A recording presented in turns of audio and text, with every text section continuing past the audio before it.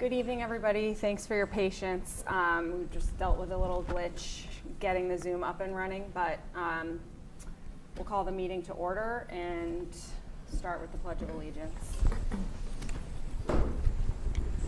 Pledge allegiance to the flag of the United States of America and to the republic for which it stands.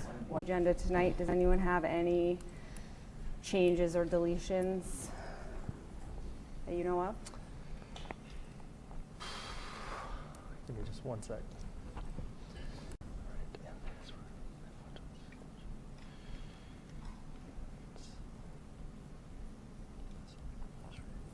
No. Okay. So next is public comment. And I know that I've personally heard from at least a few people who are intending to speak this evening for public comment. I would like to, if it's possible, because I can see in the room and online we have a number of sort of larger number of people joining us than typical. Can we please just get a sense of how many people are hoping to participate in public comment? If you're here in the room, you raise your hand. Okay. If you're online, can you use the raise hand function, please? Okay, so I see one person online and a number of people in the room. All right, what I would like to do, I'm just going to say up front, is I know that some of the people who've reached out to me, I believe are coming to speak on the topic of the calendar. And tonight is going to be the sort of time when we have to make a decision and move forward on the calendar. We had previously committed in December to, at that point, we invited folks to come to public comment, and we had said we would hear people who wanted to come and share a viewpoint on the calendar, even if it went beyond the time allotted, which is typically 15 minutes total for public comment for 3 minutes apiece. I don't know of everybody who's intending to speak, how many people are hoping to speak to the calendar issue. I do know that I was contacted by a pair of students who are hoping to speak together for a total of 6 minutes as 2 people. I also had been in contact with Rabbi Benjamin and had agreed ahead of time at my discretion to allow him up to 6 minutes to speak, just out of respect for his position and his engagement throughout this process. So my question for us here is, what is, knowing that we have a lot to get to, and particularly our budget, of course, is an important topic. We can just kind of start with the folks who reached out ahead of time, and then go from there. I would also entertain a motion to extend our public comment for tonight, at least to ensure that everyone hoping to speak on the calendar is able to be heard, because this really is sort of the last chance. Mm-hmm. I move to extend public comment so we can hear from everyone that is present and wants to share their views. Okay. I'll second it. For discussion, do we need a time? Do we need to define what we're extending it to? I think typically, I'm pretty sure within, it could be like another 15 minutes would be that's what I would I think you can set it. Extend it to. So I would. You can set the extension period. Yeah, and I think just judging from the temperature check of those who are here, I think if we extended it for up to no more than 30 minutes, that should suffice for the people who are here. And of course, you know, individuals are always, per our policy, welcome to speak for up to 3 minutes. Given this, I am going to just tell everyone ahead, I'm going to set my clock timer. I'm sorry, that's rude. I think it's easier than me trying to politely interject for you to wrap up. And of course, you can speak for less than 3 minutes. That's also always fine. For folks, so actually we have a motion and seconded. All in favor of that motion to extend public comment up to 30 minutes total? Okay. That's approved. And so just a reminder before we get started, if you're new to speaking at public comment, please come up, introduce yourself, and state your address for the record. And then we welcome this opportunity to hear perspectives of members of our community. We do not respond directly to individuals who share perspectives in public comment. If what you're speaking about is something on our agenda that we are going to be discussing during this meeting, there is an opportunity for members, if they want to respond to points or questions that have been raised in the context of the discussion on our agenda, and that's a way that we are complying with open meeting law while maintaining public comment. And so with that, is anybody hoping to go first? If so, great. Thank you. Come on up.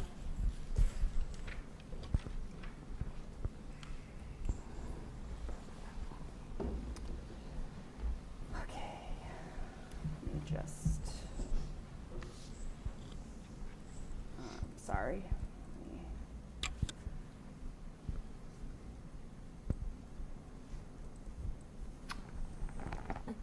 Okay. Great. Can you go ahead and introduce yourselves? Thank you so much for coming. Hi, I'm Maxine Loranger-Milt. I live on 4 Fairfax Road. I'm currently a senior at Milton High School, and it's my 13th year in Milton Public Schools. And I work at the Glover ASE program. My name is Brady Sturdivant. I'm also a senior at Milton High School. My address is 38 Norman Street. And this is my 12th year at Milton Public Schools, and I play varsity baseball. Both Brady and I have taken many AP and honors classes throughout high school, and probably have very few, 10 unexcused absences between the two of us. And through this, we really understand the significance of missing just one day of school. In my freshman year, Rosh Hashanah landed on the 3rd day of school, and I decided to go to synagogue to celebrate the New Year. Unfortunately, my bio teacher had a very important lecture that day that kind of caused me to fail the first quiz of the year. Even though teachers aren't supposed to give homework on holidays, on Rosh Hashanah, my sophomore year, my chemistry class, I missed school to go to services, and she had given homework that day, and we had a big test the next day. So instead of focusing on being present in synagogue, I was worried about failing my chem test the next day. We aren't asking for Rosh Hashanah off. But the idea of missing both days of school within 10 days roughly of each other is really daunting, especially because Yom Kippur is a more serious holiday that involves fasting and reflecting on your actions for the past year. In witnessing just kind of all these discussions,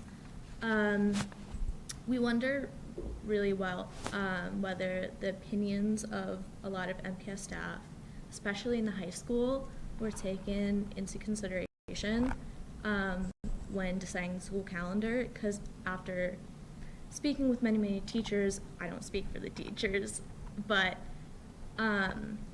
we wonder whether their opinions and beliefs about what best benefits the students was really taken into account, as we do believe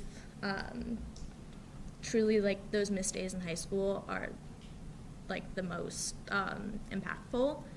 So I do encourage you to maybe talk with the teachers, and definitely talk with the teachers union.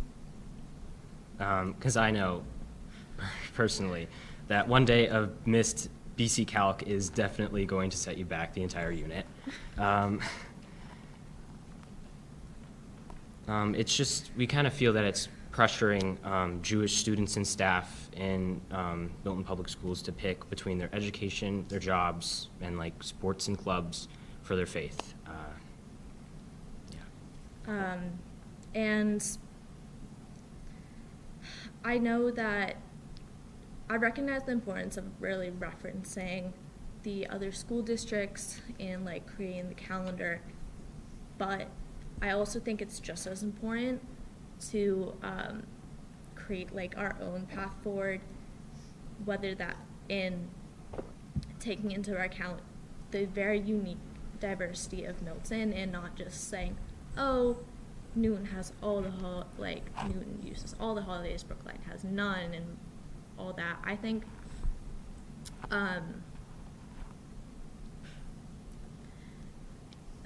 I just think taking Yom Kippur off the calendar is just quite unreasonable to a lot of Jewish students, and we don't want to go back 30 years. And I just want you to take into consideration all that we've said. Sorry. No, yeah. Thank you. Thank you.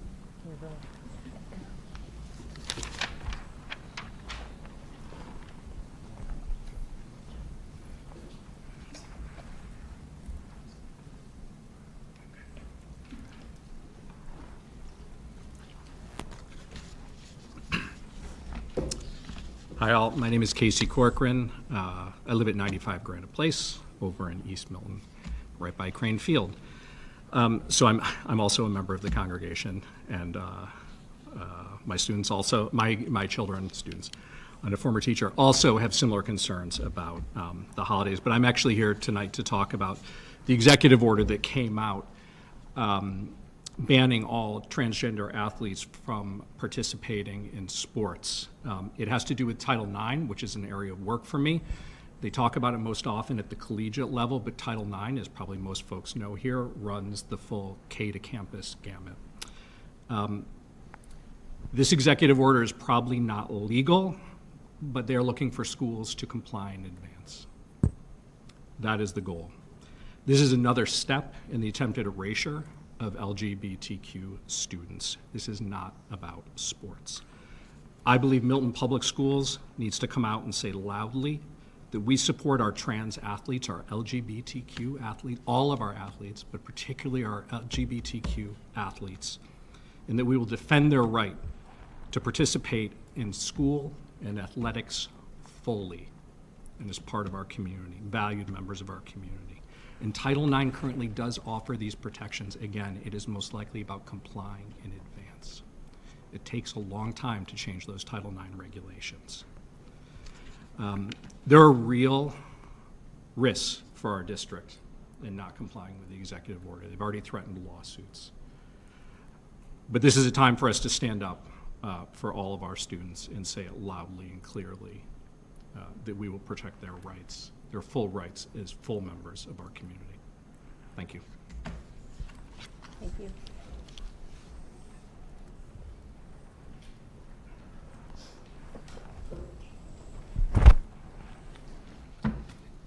Good evening again. I'm Rabbi Benjamin. I live at 29 Winthrop Street here in Milton. So now it's time for some real honesty and complete transparency. As my father of blessed memory would say, oftentimes there is a reason people give, and then there's the real reason. The real reason here is an intrinsic bias and privilege. People who are part of the majority.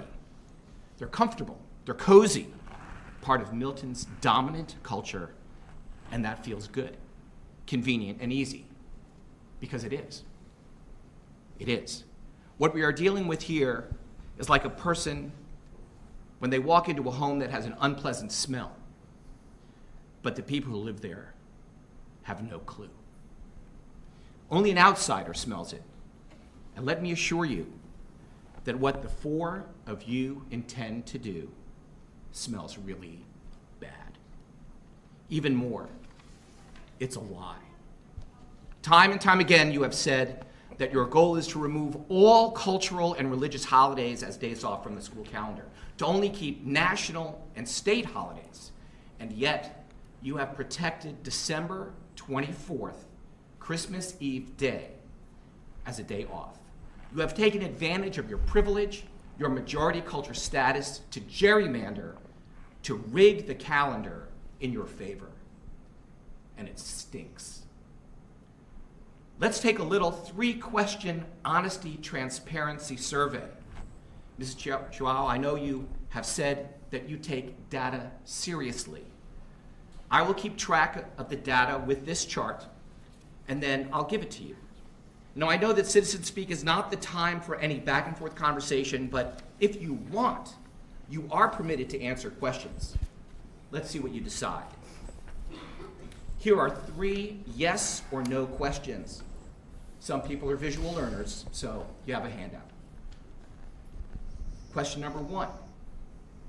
Does having December 24th as a day off from school help you experience Christmas Eve and Christmas Day in the way that is meaningful to you?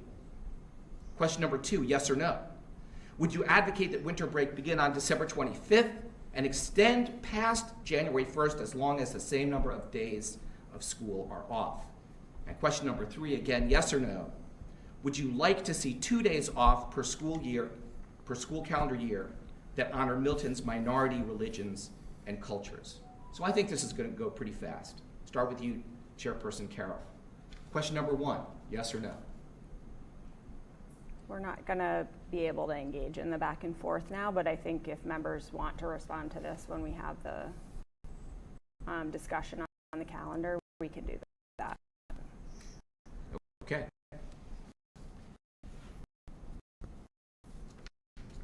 My guess is that for question number 1, the answer is yes. Having December 24th off is a benefit to you personally. Would you advocate for winter break to begin on the 25th? No, you wouldn't. It would take away from something that you want. That's something that matters to you. And finally, for the 3rd, well, we know where people stand. So if the 4 of you go ahead with your proposal to remove all minority holidays, but keep December 24th, which, let's remind everyone, is not a national or state holiday, you will be using the power of your dominant culture majority to dominate all others. As you, school committee member Serio, mentioned a few meetings ago, it will be the tyranny of the majority. The point of the Milton Interfaith Clergy's proposal to designate 2 school days per year to lift up and honor Milton's diverse communities is not about satisfying people's cultural or religious needs or observances. That it's not possible or practical. You're right about that. It's not about them. It's about you. You, the people who were elected to represent our town and the values you want our town to reflect. What you do here will have a significant impact on Milton's reputation. Right now, we have town leaders who have stubbornly refused to find a realistic solution to the MBTA multifamily zoning requirement. Other leaders who continue to stall the building of 35 affordable housing units on the Governor Stoughton property. And now this, erasing all holidays from the school calendar, except, of course, the one that matters most to you, will bring a trifecta of shame on our town. You can do it. No one denies you have the power to make that happen. This is a turning point in the road for our town's reputation. What you, our representatives, choose to say about ourselves and what others will say about us. You can complete this trifecta of callous disregard toward those who, in one way or another, are not part of the in crowd. Or you can stop it in its tracks by lifting up and embracing generosity of spirit, compassion, concern, and kindness. You have that power too. In my tradition, a connection is made between smell and reputation. After all, sweet or sour, we smell things before we get close enough to see them. Do what you want. Milton's reputation as a community that values belonging or belittling, diversity or denigration, it's yours to decide.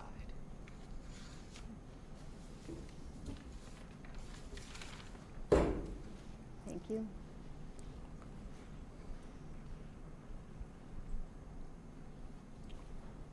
Maybe, is the person online still interested to participate?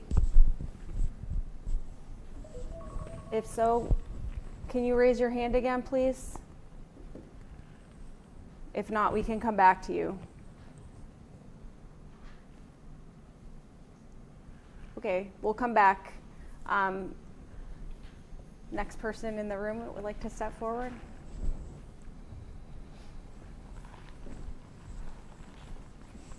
Thank you. Hi, good evening. Good evening. My name is Jill Clark. I live at 26 Harold Street. I'm a town meeting member in Precinct 4, and I'm a member of the Pierce Site Council. Professionally, I'm a public health professional and work with a number of adolescent health programs and several programs promoting behavioral health access for students in schools. I want to speak to the school budget, which I know you'll be discussing later this evening, and just tell a small story that I think is representative of things that are happening all across the school budget. Last year, Pierce requested an additional half an FTE of a school adjustment counselor, and they didn't get it. There wasn't money for it, and so that additional half position wasn't filled. This year, it's not even on the request because we're looking at a level service request. That position isn't there, and in order to have level services, we're just keeping the positions that we have and trying to maintain. And that request from last year continues to go unfulfilled, but it doesn't mean that it isn't needed. And in fact, the 2.5 FTEs of school adjustment counselors that we have at Pierce are well under the ratio that the National Association of School Social Workers recommends for a school as large as Pierce. So here we are looking at a level services budget that doesn't even get us to what we really need to serve our students in the way that we would like to see them served. And so I want to thank you all for the work that you've done to put together a school service budget, a school level service budget that will do our best for our students. But want to really emphasize that if we are not able to get that level services budget, that is just the barest of floors, and the needs go far beyond that, and something below a level services budget would be devastating to our schools.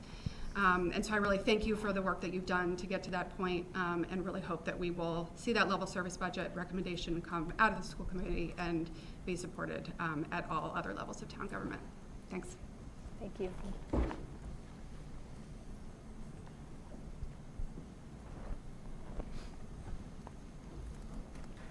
Okay.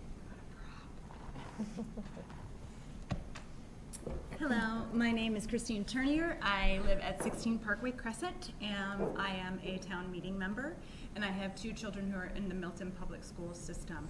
I brought this sign because I have forced them to stand out in front of select board meetings holding this sign, and I wanted to bring them here in any little way I possibly could, because ultimately the school system is about my kids, it's about your kids, it's about all of our kids, and it's way past their bedtime.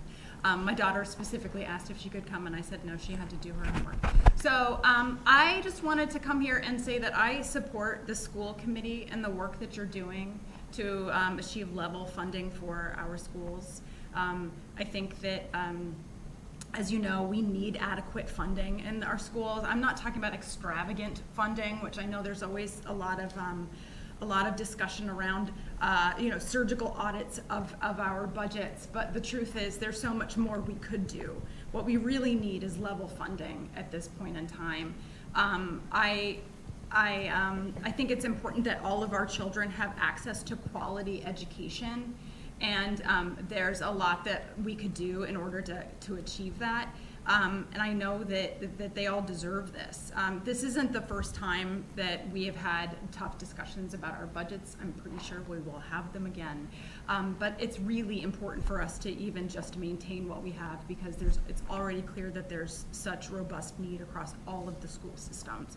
I want to thank you so much for everything you do to fight for our kids, and to fight for our teachers and everything that they need and they deserve. They deserve so much more. I was sort of joking that I would, like, if possible, I would shower them with furs and diamonds for everything that they're able to do on the shoestring budgets that we already give them.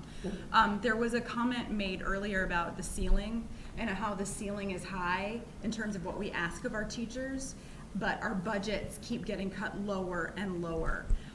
And so everything that you do to fight for our teachers and to fight for our kids is very appreciated by those of us in town.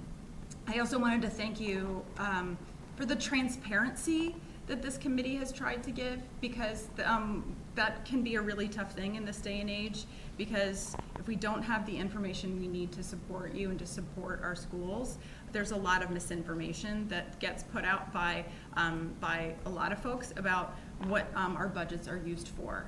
So thank you so much for everything you do. On behalf of my children who can't be here to hold their signs, thank you for everything that you are doing for our schools. And if there's any way we could possibly do more, you absolutely have my support and my kids' support. It would be wonderful. Thank you so much. Thank you. There's 1 second left. Anybody else? If you are online and would like to participate in public comment, can you please raise your hand again?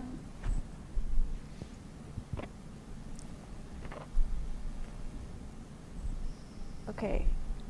I see no hands raised online. One more chance for anyone in the room. Okay. If you want to. I mean, we extended it. We have 9 more minutes on what we extended it to, if anybody does want to speak, but no pressure. So Leslie McCarthy, town meeting member for a Tucker parent, active member of the Tucker PTO. I hesitate to speak because I know I've spoken before, watched my kids learn and watched the teachers really do everything that they can with less and less funding each year, and so really appreciate all you're doing to advocate for our kids. And I think a lot of people have said, oh, you know, maybe parents can fund or people can fill the gaps if we can't reach level funding. That just doesn't, it's not an equitable solution for our town. And so really urge you to continue to doing the hard work, to know that you have the support of me and of our community for all the work that you're doing. So thank you so much. Thank you.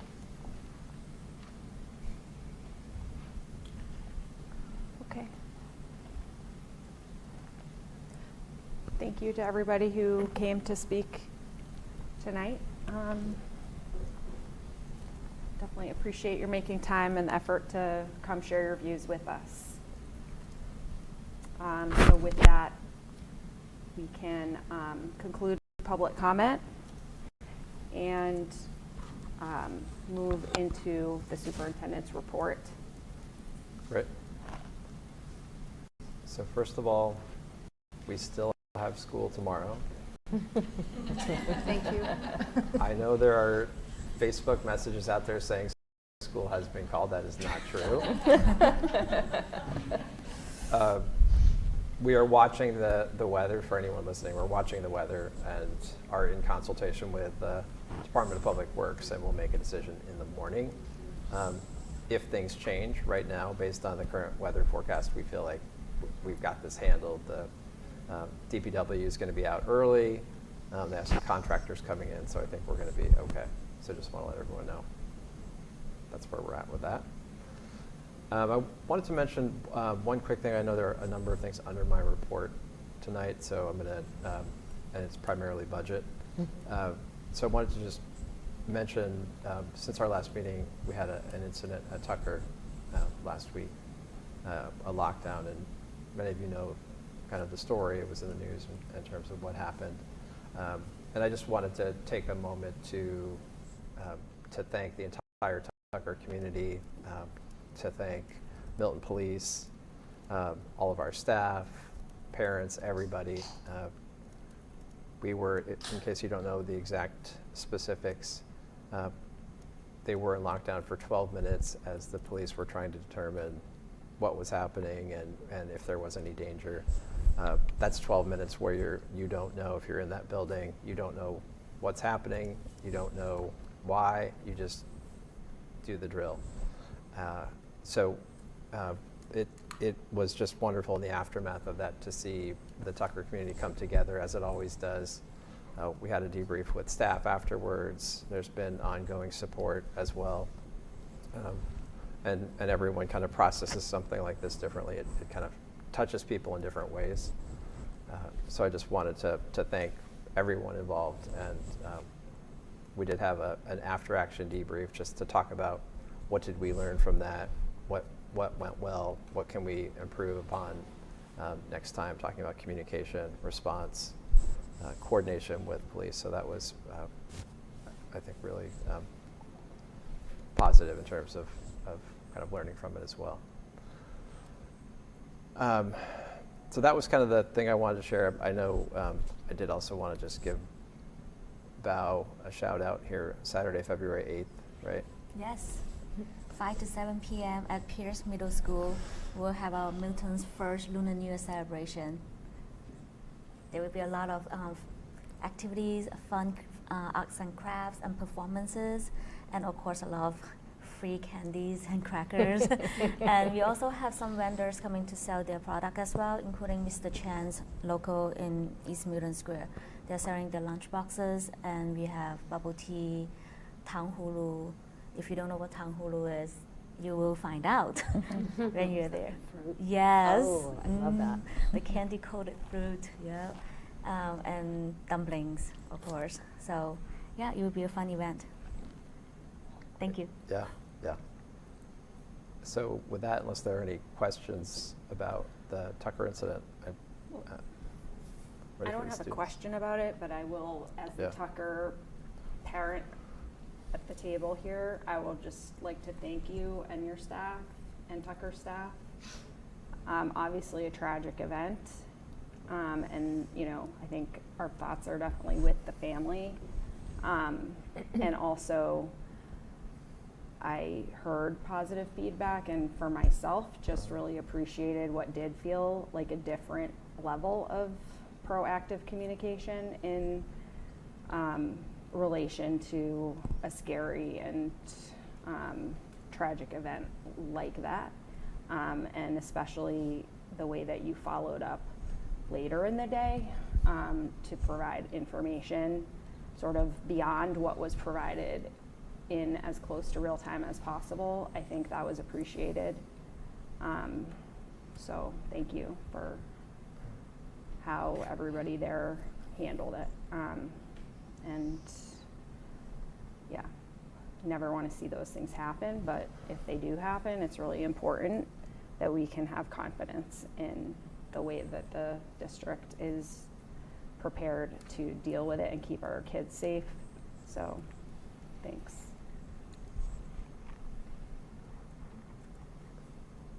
So student representative report is next. It looks like they stepped out. Yeah, they probably step out. Okay. I also want to say that I appreciate the way you worked with Milton Police Department to make sure that everything went smoothly, and we appreciate the communication. It's always scary, but thank you so much for your leadership and your ability to work well with other departments in this town.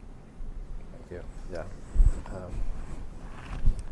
They're a huge asset to us and to the fact that we have 2 SROs that work throughout the district too, and they do so much. It's even hard to define what their role is, because they are not. They're doing a lot of educational work at the same time that they're also focused on security and supporting a well environment. So huge asset. Thanks. Do we want to skip? Yeah, maybe we'll come back if they rejoin. We can come back to them. They know they're presenting, right? Yes. Yeah, that's what I thought, yeah, because I just saw them a second ago. Okay. So I'll keep going. Yeah, sure. Maybe the state guidance update. So it's been kind of a flurry of, over the past few weeks, a flurry of information coming from the federal government. And a lot of questions our community about, how are we responding, what's happening. I think kind of superintendents as a whole tend to look to the state and to our superintendent organization, who often will, when something happens, an executive order or something is enacted, they will very quickly get legal counsel involved. They will look at the issue, and then they will communicate with us and say, here's what you need to be thinking about relative to what just happened. So we have been getting communication from the Superintendent's Association is MASS. So they have been sharing information with us. I got something recently about executive orders in whole and how to respond to them in general. So this went out to everyone, just saying, like, be thoughtful about how you are interpreting those, really kind of like research them. The public comment today around Title IX and transgender youth. So all of those kinds of things that I think that the main message has been, don't be reactive, be thoughtful, do the research, engage, and then also obviously stand up for what we believe. It has been helpful that the Attorney General's office has been putting out some guidance for us. I shared with the community, was that 2 weeks ago? The information on immigration enforcement, and I think that was very timely. Every single district was trying to figure out what we need to share something. Like, everybody is talking about this, concerned about this. We need to send something out. So we were actually in process writing something and trying to do it on our own, and having that guidance come in was very, very helpful. We also shared combating hate in our schools, which also came from the AG's office as well last week. So we are, as we're kind of finding our way through here, and recently you've probably seen a number of different kind of news reports around the Department of Education and funding, and so there's not a lot of specificity yet in terms of any of that. So I think we are watching all that. I just want you all in the community to know that I am watching that with the state, and making sure that we are well prepared for whatever is coming from, like, a statement to something that actually is something that we have to respond to. So I think there's probably more of these in future meetings. I think I'll be coming back and sharing more about different things that we're responding to as those potential changes are made, and again, kind of making sure that we're both following the law and we're also kind of living our values and standing up for our values. So we, as school committee members, also received access to the same guidance through the Massachusetts Association of School Committees. And so it's good to be on the same page, with that. And I would personally just also like to thank you for how you proactively communicated around that piece. I think that was really important. And yes, I'm glad to hear you say your commitment to ongoing communication.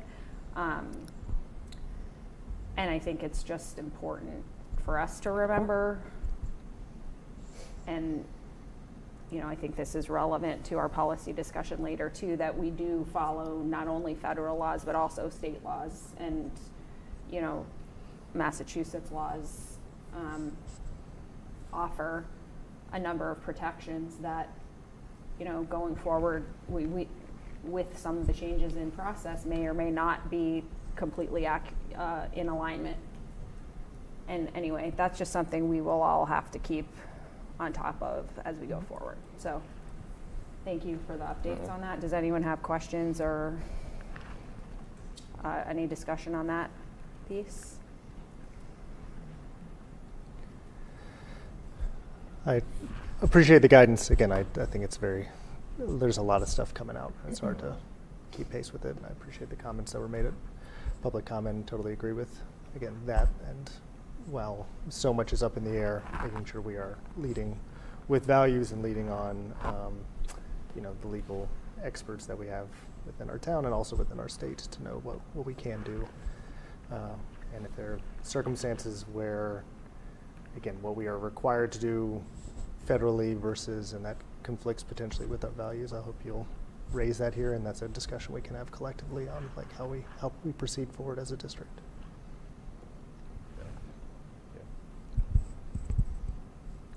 Thanks. I saw It Wes looks- a second ago. and Oh. then-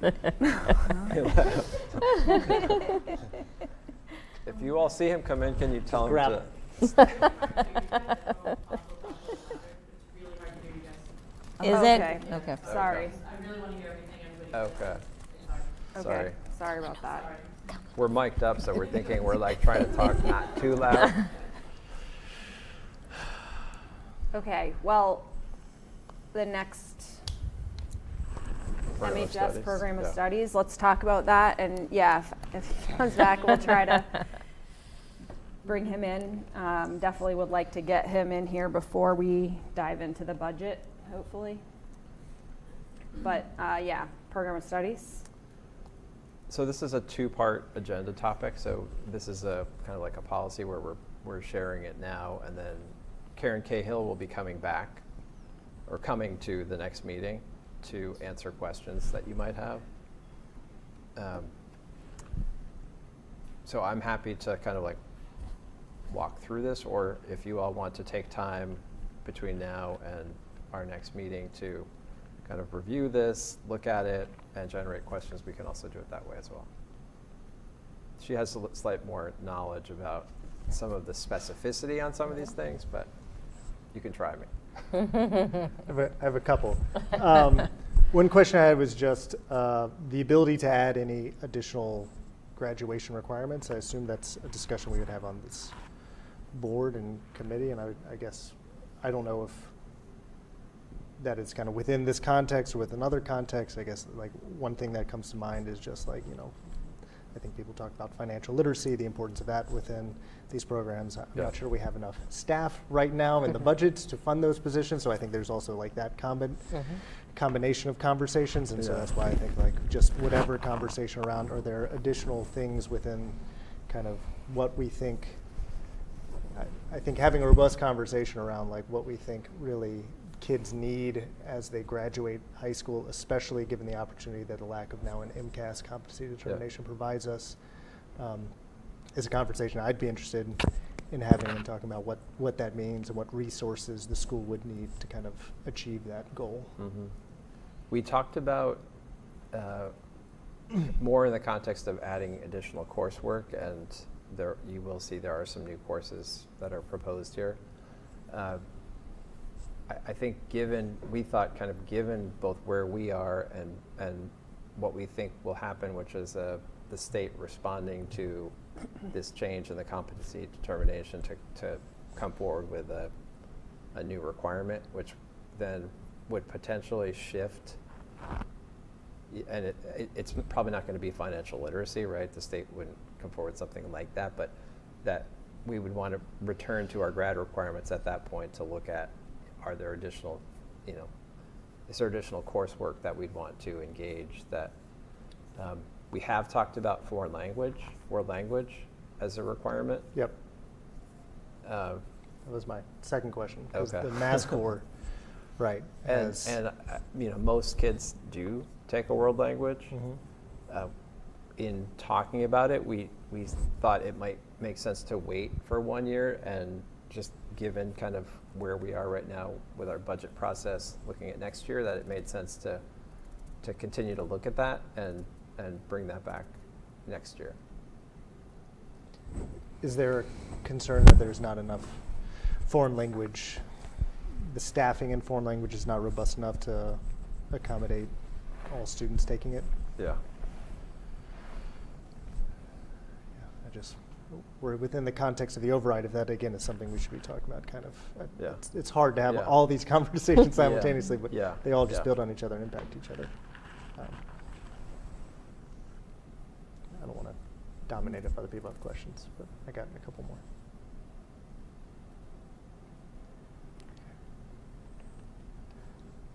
I'll jump in with another one. I'm sorry, Lizzie, please go. I was just going to voice that I'm looking forward to understanding more about the community service proposed change. It looks like a decrease in the overall hours. I don't have access to the data linked in here, so that may help explain the proposal for the change or the rationale, but I'm just hoping that's maybe something she can come prepared to speak to. I believe we are an outlier in terms of the amount that we require compared to other districts. 35 versus the 15 being proposed, current 35 hours versus 15 being proposed. Sure, I'll just look forward to hearing the process, sort of what has led to this recommendation, and in order to consider that. I guess another thing I'd be interested in hearing about is just the process by which parents are allowed to, or students are allowed to, like, choose the coursework. I know that's aligned to this, not 100%, because it's the courses, I guess, don't technically matter for the graduation requirement, but just question around a student's ability to opt into a course, like what are they required to get teacher approval to be in courses? Can students and families override that? What does that look like? Just as we continue to think about how we ensure access to rigorous coursework for all students and ensure there aren't barriers if that's what kids want and families want to kind of challenge their children. Though they're not children at the point at which they're high school, but you know what I mean. So that's the question I had. And the last one, I, again, continue to really believe strongly in access to AP coursework and, like, just putting rigorous instruction in front of students and forcing them to engage with it and learn from it and challenge, and all the research around taking an AP course, even if you don't pass it, improves your likelihood of attending and graduating from college. And so, like, is there something around, you know, an AP for All initiative where we require students to take at least one AP course within their high school career in order to, again, kind of increase that sense of rigor, increase that college-going culture, and the people being able to see themselves within those and provide more opportunities for kids, whether or not they choose to go to college or not. That's something else that I believe strongly we should be looking at. So I think hearing Mark for me sort of tells me that we should be looking at this probably a little bit higher up, right? Not so much in the weeds, because we're now getting into this particular courses being proposed and all of these sort of changes that do have, you know, implications, but really sort of stepping back and sort of given the changes with MCAS and sort of looking at our graduation requirements, what does this mean, and what is it that we would be hopefully driving toward, and how are we going to get there?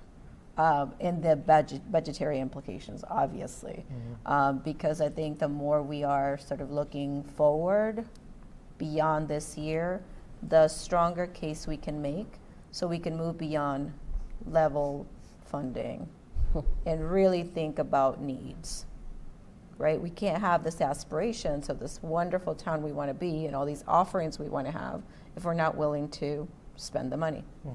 And so I think it's important for us. So I think taking this probably to a higher level and really thinking about it that way at least would be helpful for me. rather than looking at these particular changes in this 1 year, which is how we sort of have approached things. And I don't know if, sort of within 2 weeks' time, we'll be ready for that, but I would encourage us to continue to think from that perspective. I completely agree with that. I think that's a really smart way to look at it. And I think even when we get into our budget discussions, I think kind of planning for the future so that we're not in this like hamster wheel every year, it would be really helpful. Yeah, I agree. I think very well said. And what you say makes me think of something you mentioned in the budget process, which is, again, speaking about where you're trying to go within the budget, right? As you're talking about those needs, like what is the vision that we really have for the educational opportunities for our kids, and how the budget is building towards that. I think great points from both of you.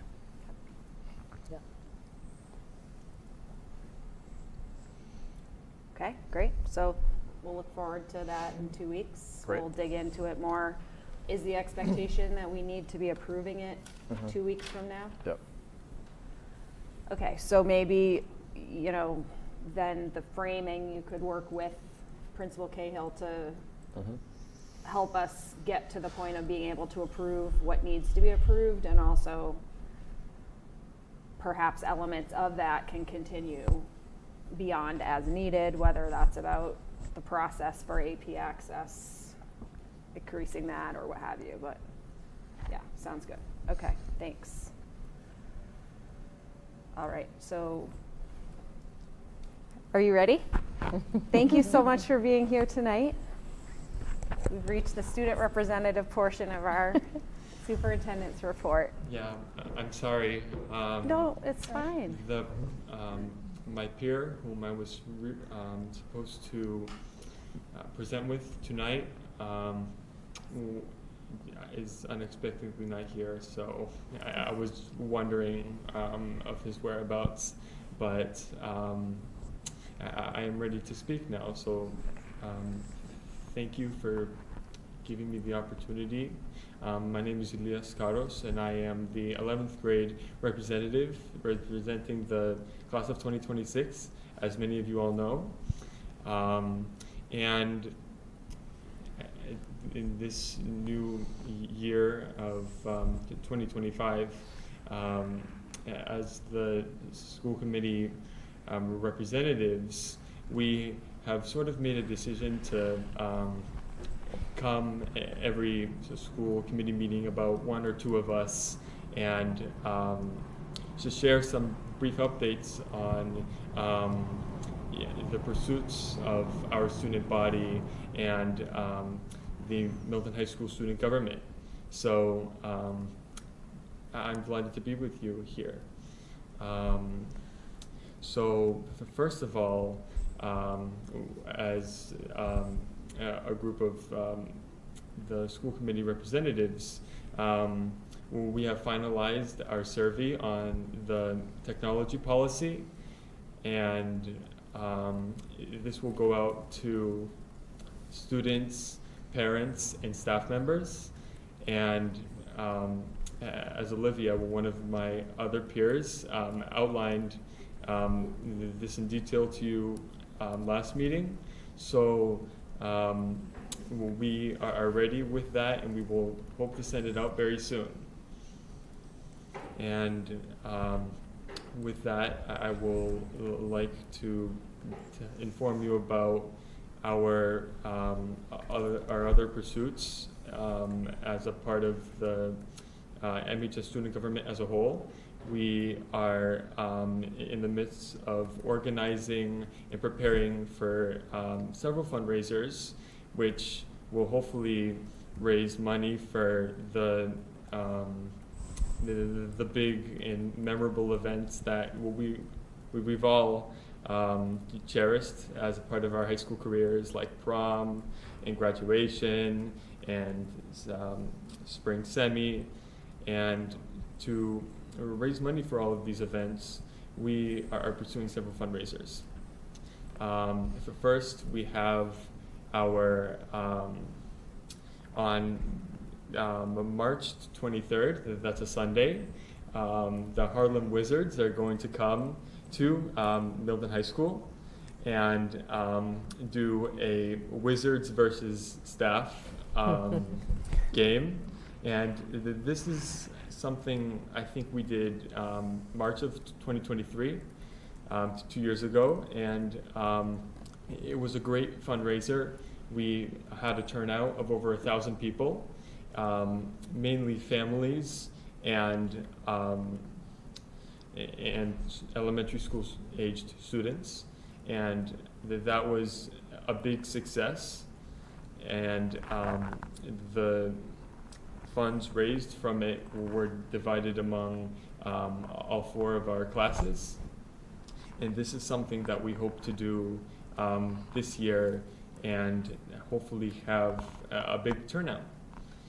And then in addition, actually today is when it closed, we're doing a Krispy Kreme fundraiser, and this is just at Milton High School, and this is also something very popular, something we do multiple times per year. And Ms. Beliveau, one of our school adjustment counselors, is driving 2 hours to Connecticut on a school day to get these donuts. So it's very worth it. She's doing us a big favor, and it's something that's very fun. It's something very engaging.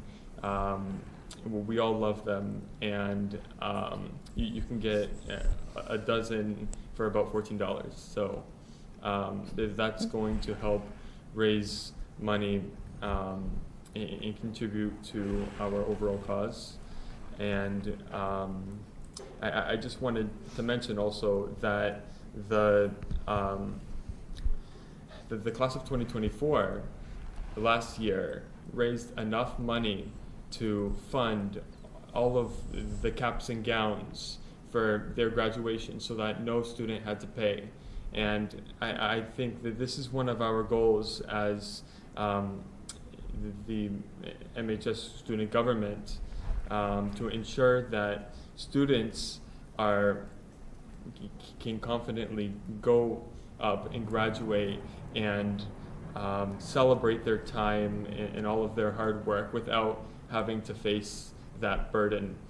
And that's one of our goals for this year, next year, and the years coming. And then coming up next week is our Valentine's Day Cabaret. And as a member of the music department, that's something I'm very passionate about. So it's next Thursday, and that's something you should go out and see and support. And it really sort of showcases our diversity and our passion for arts. And those are some of the many pursuits that the student body is going after, and we thank you for our support, for your support, especially with the funding of these events, and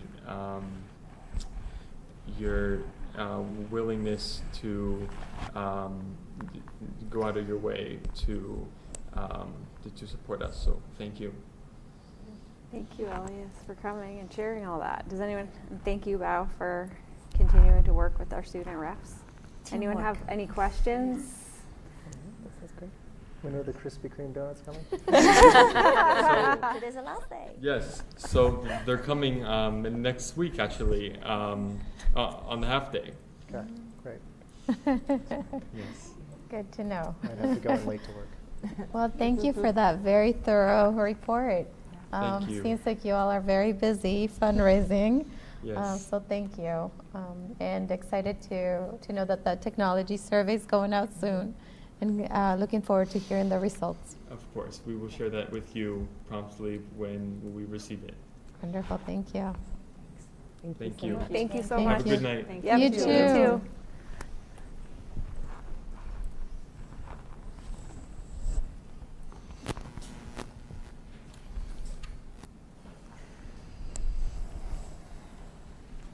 That was a highlight, and we get to segue straight into Budget. discussion.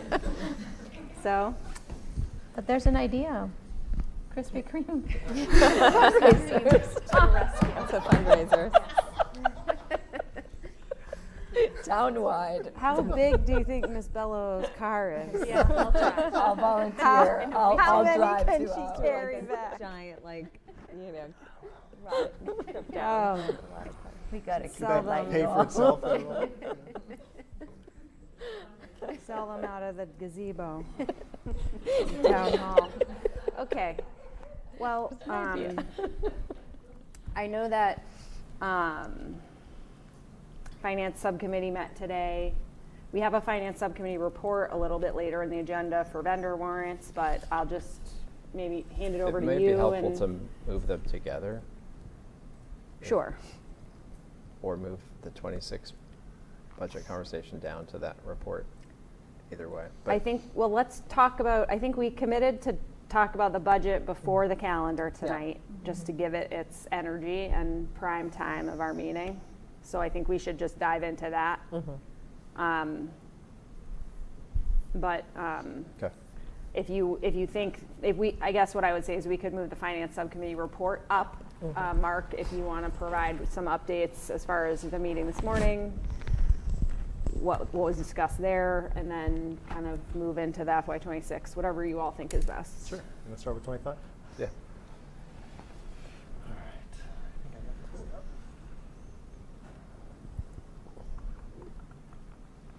up. We have some slides that Katie put together. Just going to share. Okay.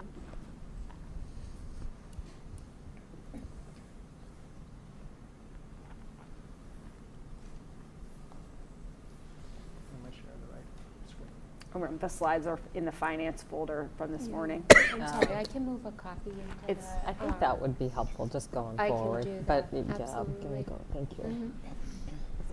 I don't know if I'm sharing the right things, to be honest. Hold on. Apologize for those folks. Though. It's coming up here, but all right. I'm just seeing the entire screen.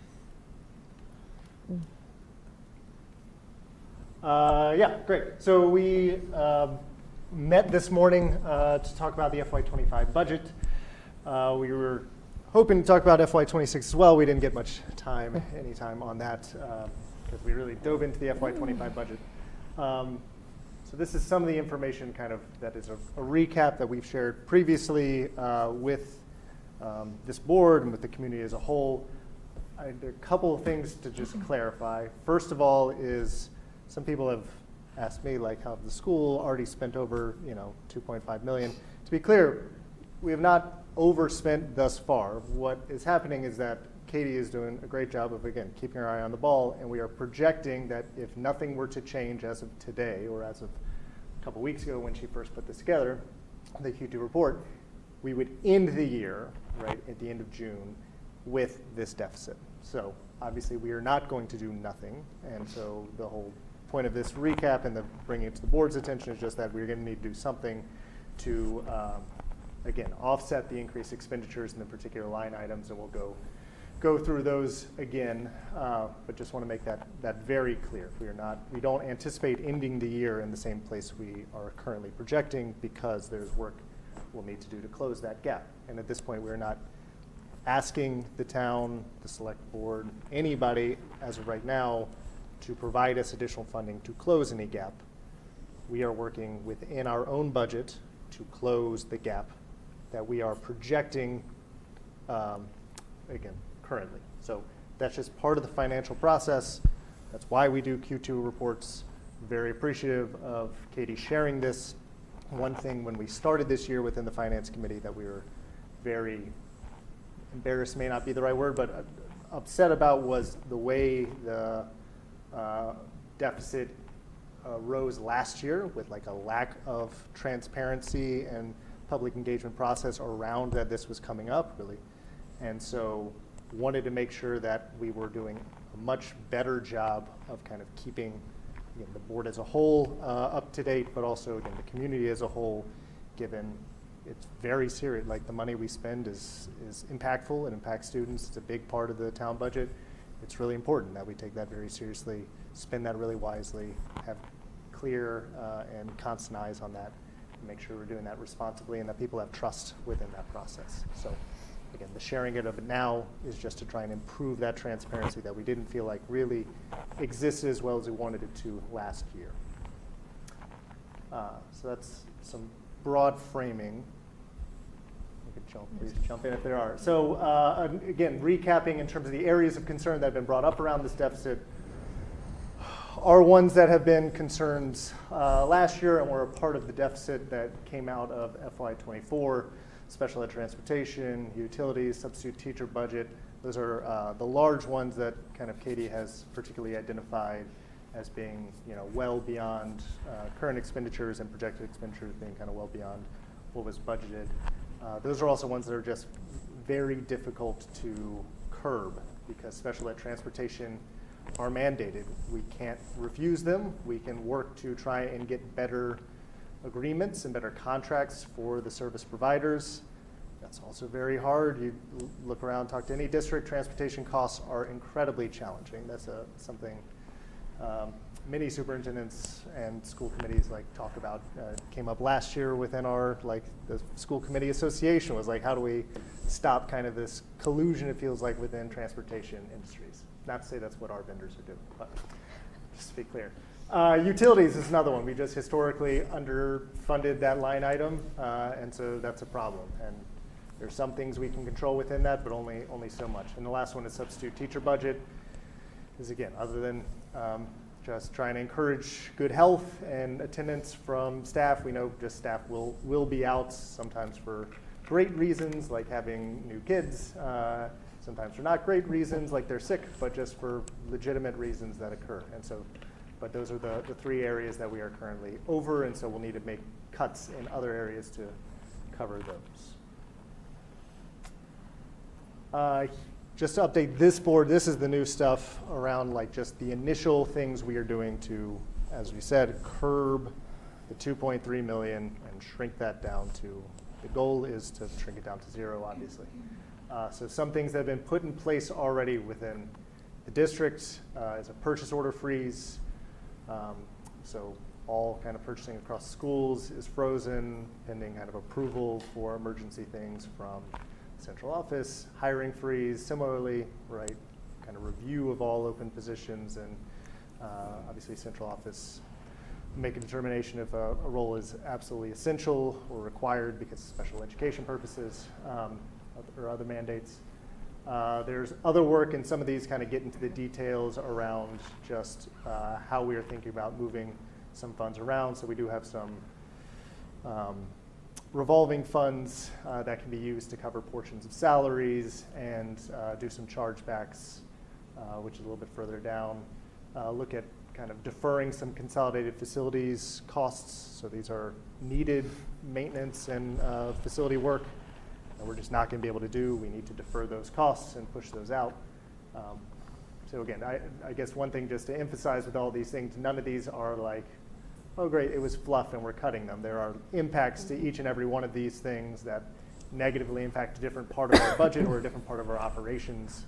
But these are the things that the district at this point is identifying as kind of having an impact on our ability to shrink the deficit while doing as much as we can to limit the impact on our students primarily and our staff also as we look to kind of cut this budget down. Point of clarification please, yep. on the third budget. Yep. Third bullet.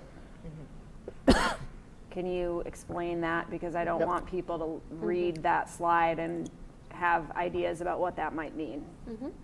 That allocate a portion of, can you just explain that?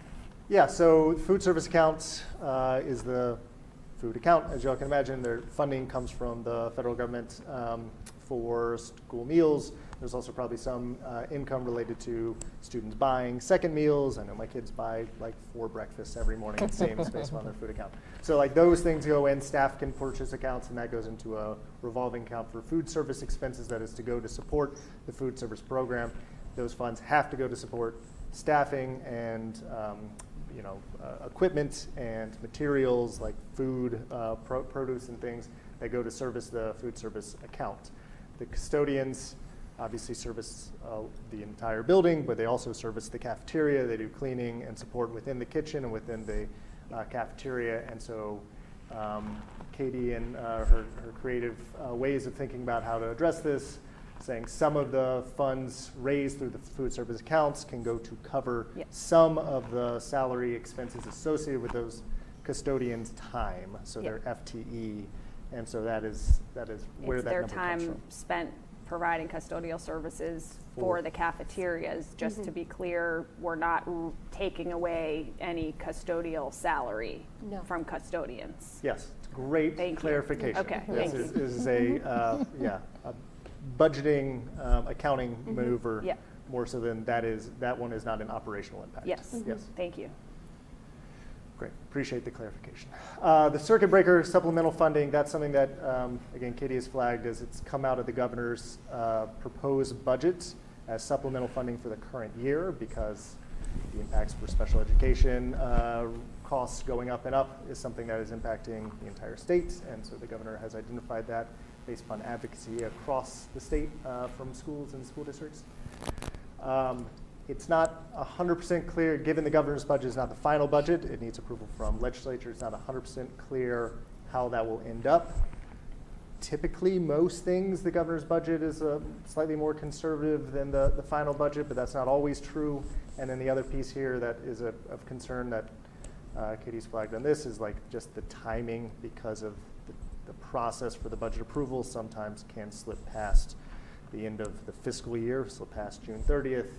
And so counting on that is something that we're not sure what the amount is, and we're not sure when it would be available. So that is funds we are hoping can come from the state to help close some of the gaps, especially with special ed transportation, but not sure. So more to come on that. As I mentioned before, offsets, so community schools, Medicaid, building use, these are different accounts that we can charge slightly more than we normally would to those to help offset within the current fiscal year. It's not something we can do or like to do kind of long term. It's not good financial practice, and those accounts will run low. So given where we currently are, this is what Katie and Peter are proposing at this time. Those are also accounts that we're going to kind of continue to look on and see if there's any additional give within them. But again, part of this is like robbing Peter to pay Paul, and so it's helping us in the current year, but it has other impacts. It's not just no impacts. So I do have a question. Please. I think when we closed out last year, didn't we also do the same with community schools, if I remember correctly? Yes, last year to close the $4 million deficit, $1 million was used across the revolving funds, $500 from community schools, $500 from the nutrition program actually. Building use, I don't remember if we used much or how much we used. No, yeah, I remember community schools that I know we discussed it. Okay.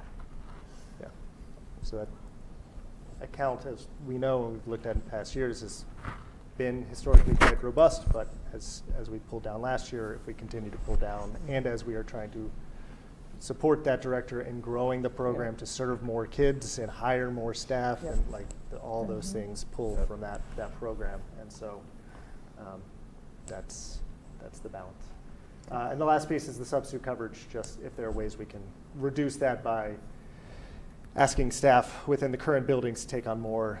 As a public speaker said, our staff already do a whole lot, so it always feels terrible to just ask them to do more, but it is something that unfortunately we're kind of in that situation where we might need to find other staff that currently are within the building and figure out how we can utilize them better to reduce that. But to be clear on that piece, please. They are compensated for their time, right? When they are pulled in for a prep period or something of that kind, it's just different from having a sub for the whole day. Well, that's if a teacher is covering. So there are certain contracts where if a teacher is covering, right, that's under the union agreement. Yeah, and that's right. That's collectively bargained, and we're so following those. anything that occurs within the collectively bargained will be followed, has to be followed, should be followed. I just want to make sure that I anybody appreciate listening you keeping me understands what we're to what we're talking about. Yeah, we're thinking more, again, if there's flexibility within instructional aides, within any other positions, support at recess or support Within any the other time types of they're duties. already working. The principals, assistant principals, who again, don't have enough to do already with their huge buildings and small staffs. But yeah, just thinking creatively as we need to do in these moments around that. All that together cuts the deficit down pretty significantly. The projected deficit. Thank you so much, Selena. Yes, the projected deficit significantly, so we feel good about the implementation of all those things. It does not bring it to zero, and so there's still ongoing work the Finance Committee needs to do, that the district needs to do, and in consultation with the Finance Committee, and then within this group around how the remaining balance kind of keeps getting whittled down. And again, as we get further away from kind of these things, it is possible, if not probable, that those impacts start to be felt more and more by students based upon changes to programs. So that's where we're at right now.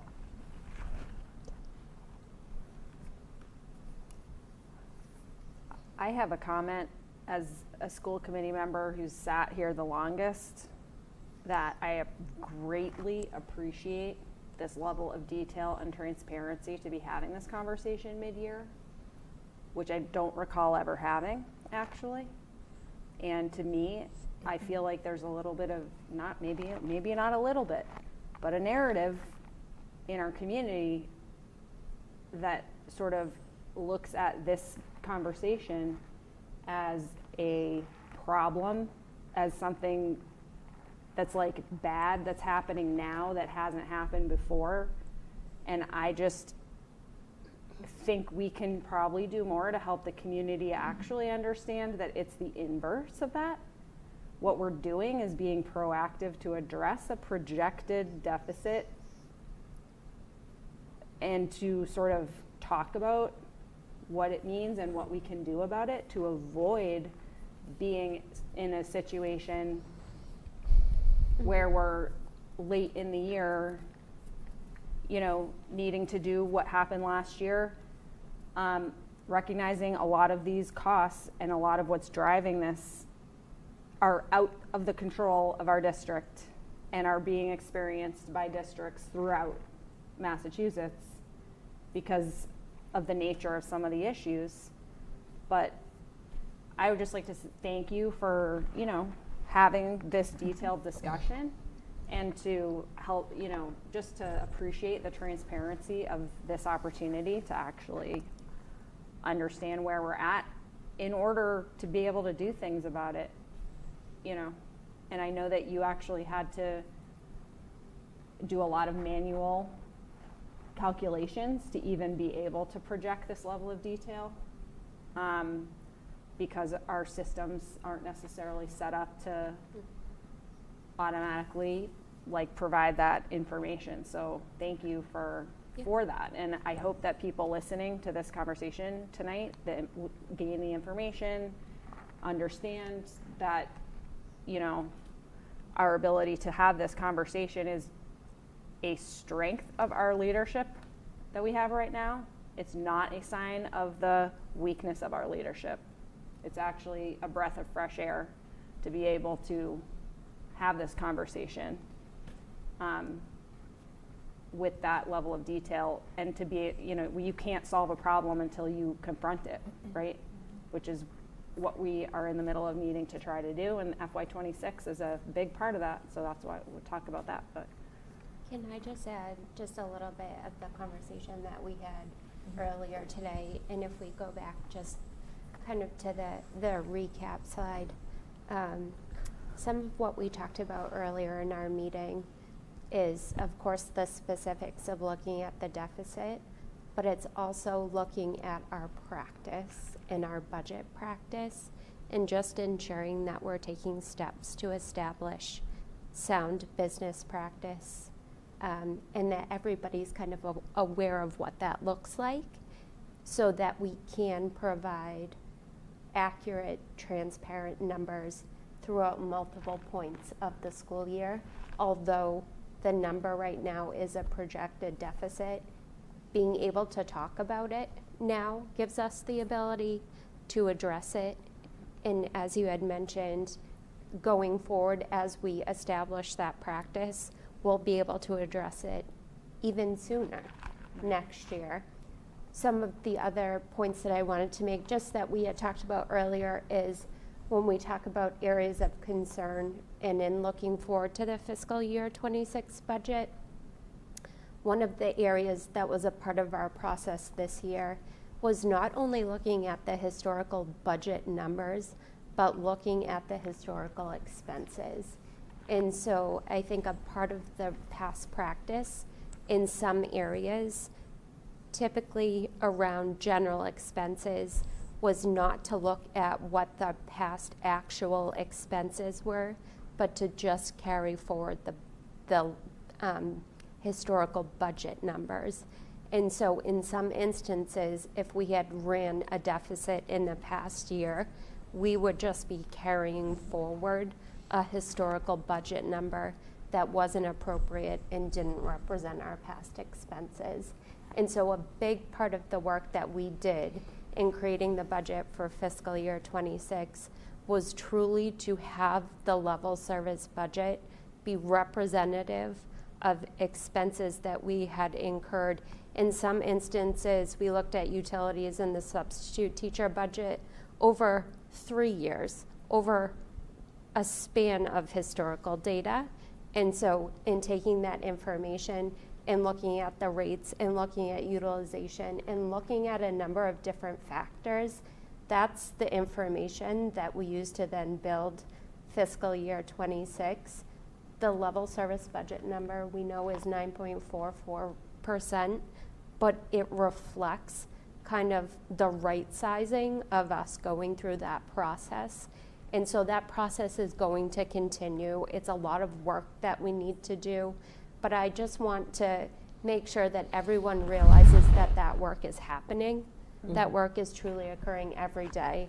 And so although we also talked about it's a unique position to be in because we're truly focusing on 2 fiscal years at the same time. We're administering a budget, we're creating a budget, and in the summer we'll be closing a budget, opening a budget, and creating a new one.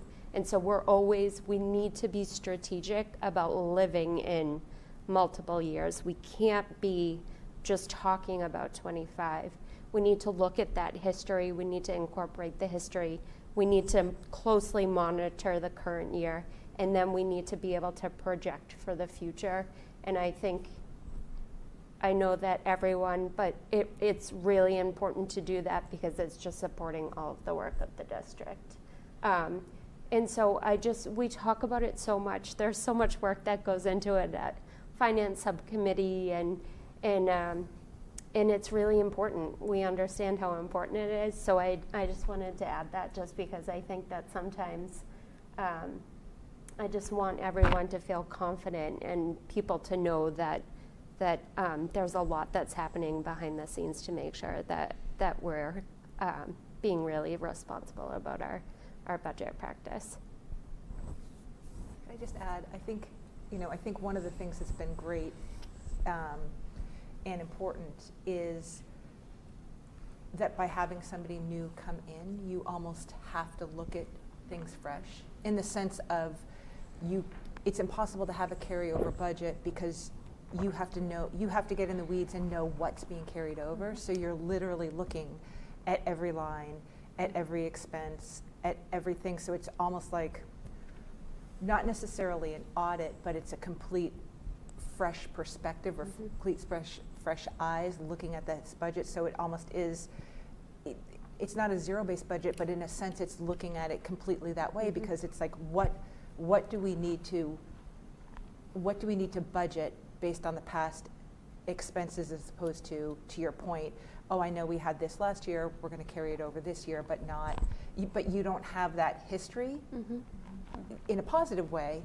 to do that. So you had to come in and look at it new. So I think that that's really been a huge benefit, and that you had your eyes on it early, and to be able to say, and to be able to do this now, and be able to come to us and say, hey, here are some things that I'm seeing. we need to be on it now. And, and we did talk about it, and I just do think it's really important to reiterate is that this right sizing is incorporated in the numbers that you're projecting. So we're not saying it's, that we're presenting a budget for next year with level of service, but it doesn't account for this. So it's not like, oh, that number plus, oops, this incremental amount, that's been taken into account. Like the budget was built with the exercises that you've gone through for determining what it is. So it's not starting at a deficit next year with that number. So I just think that that's important to know. But thank you, Katie. Well, and I hope also that folks recognize what's at stake. That if, given all the hard work you put into FY26 budget, just level service, that if we don't get that approved at that level, the conversation at this particular juncture next year will be worse than right now. So I think that's something that I hope we can continue to emphasize and make the case for why the need, what you're presenting is there, and that it's addressing a historical issue.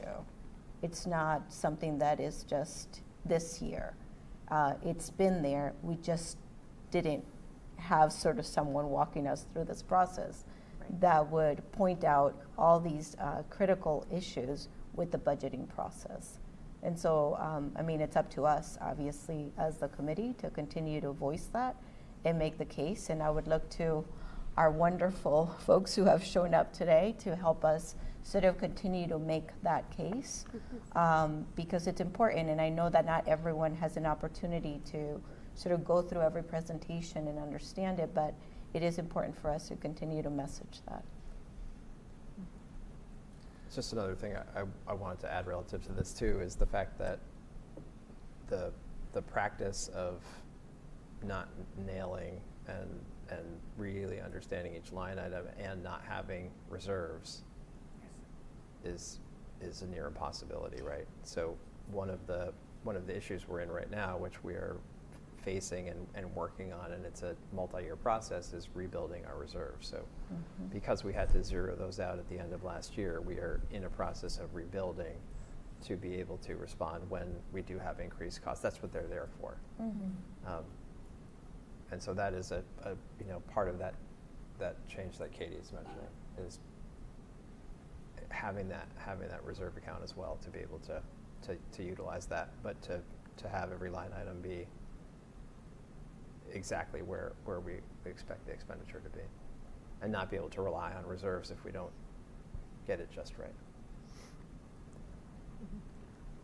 I just want to add that we are so grateful to have you here this year for this process, because I think we would be completely lost without you, and would not be having this conversation. So I appreciate all the work that you are doing and saying, hey, we need to do this right now in order to close this gap. So I appreciate, and I look to your leadership to kind of guide us, and we hope to continue to support you. I know we've talked a lot about level service tonight, heard comments about level service. I do worry that level service is not good enough, because there are a lot of things on our needs-based budget that we also need to fund, because that prevents us from getting to where we want to be, right? And so I think I caution, because last year was also level service. This year is also level service, so to kind of reiterate to the community that we need more than level service, because there are things on our needs-based budget, like that ELA curriculum that affects every student in elementary school. So I hope families understand how important that needs-based budget is, not just level service. So there are, because we went with level service last year, and there were a lot of cuts that we couldn't have. Every site council presentation, principals come in and they talk about the needs that weren't met and the impacts they have. And I think, Mark, you made a good point earlier to kind of understand, like, it's not just a teacher gets cut here, or we don't have that, but what is that impact, on your student and the experience they have? each year those students lose those resources, that's a year they don't get back. I mean, we had students earlier that talked about they've been here for 12 years or 13 years. They're only here for a short time, right? So that year of not having that resource is huge. So I just want to say, as you know, I will always push for needs-based budget over level service because I think that's how we grow, that's how we improve, we change our practices, we have great leadership, and we want to continue to support them. And if we can't make that happen, I think we're going to be in the same boat next year, wondering, and we've lost another year. So, and I want to make sure that our teachers are supported. They are incredible assets to our district, and I appreciate when my kids come home and talk about their experiences with their teachers, and getting excited about reading books, and the way they are challenged and encouraged, and I just want to make sure that the MPS teaching staff knows how much they mean to, and I'm going to speak for myself, how much they mean to me. So I will do everything I can to advocate for them. Thank you. Very well said. I think that transition is well into SY26, but before that, just to let the committee know, the Finance Committee is having having a meeting on Monday on FY26 because we weren't able to get to it at our most recent meeting because we talked about FY25, but then we're having a follow-up on the FY25 coming back from February break. So I think there will be more information to continue to share with this committee. And then also, obviously, the Select Board has invited us to a conversation next Tuesday, and I assume this is kind of the same information we will share with them at that time to keep them abreast if they are of interest to this issue we are dealing with. Yeah, and so on next Tuesday, we'll talk about quick updates on FY25, the way I think you just did. Helpful, very helpful. Clear up some, I think, misinformation that might be out there. And then, roll into the FY26 conversation, which this is a little bit of an update here. We have a couple scheduling pieces. We are, I haven't been able to share this with you all. We're here in a meeting, so I'm going to share it. Tuesday night, Select Board meeting is going to be cross-posted as a school committee meeting, a joint meeting, for the portion of their meeting which pertains to the school budget. So we thank the Select Board, thank Chair Wells for sort of agreeing to go with that format. It's somewhat unconventional. It does, though, allow us as the school committee, those of us who are available, which may not be all of us, but I do believe that we are able to present a quorum at that meeting. So as long as we can have that, 4 of us, then we are able to have a meeting where, hopefully we can participate in answering questions and sharing perspectives, in the course of the discussion, following the presentation aspect that we'll be able to have from both Peter and Katie there, which is really great. So that is definitely going to be good. The community budget Q&A session that is listed here, I want to thank Peter and Katie for, this is something that's kind of coming together in a really busy week, but we are going to be able to hold that on Monday at 5 p.m. I think we're going to do that here at the high school. That is not something all of us need to attend. I think we were thinking similar to the community coffees that we had around the calendar, where there will be a couple school committee members there. I think if more of us want to attend, we should know that very soon in order to post that as a school committee meeting if 4 of us do want to attend. But the point of that is really not to give a big presentation, but just to try to answer questions that members of the community may have.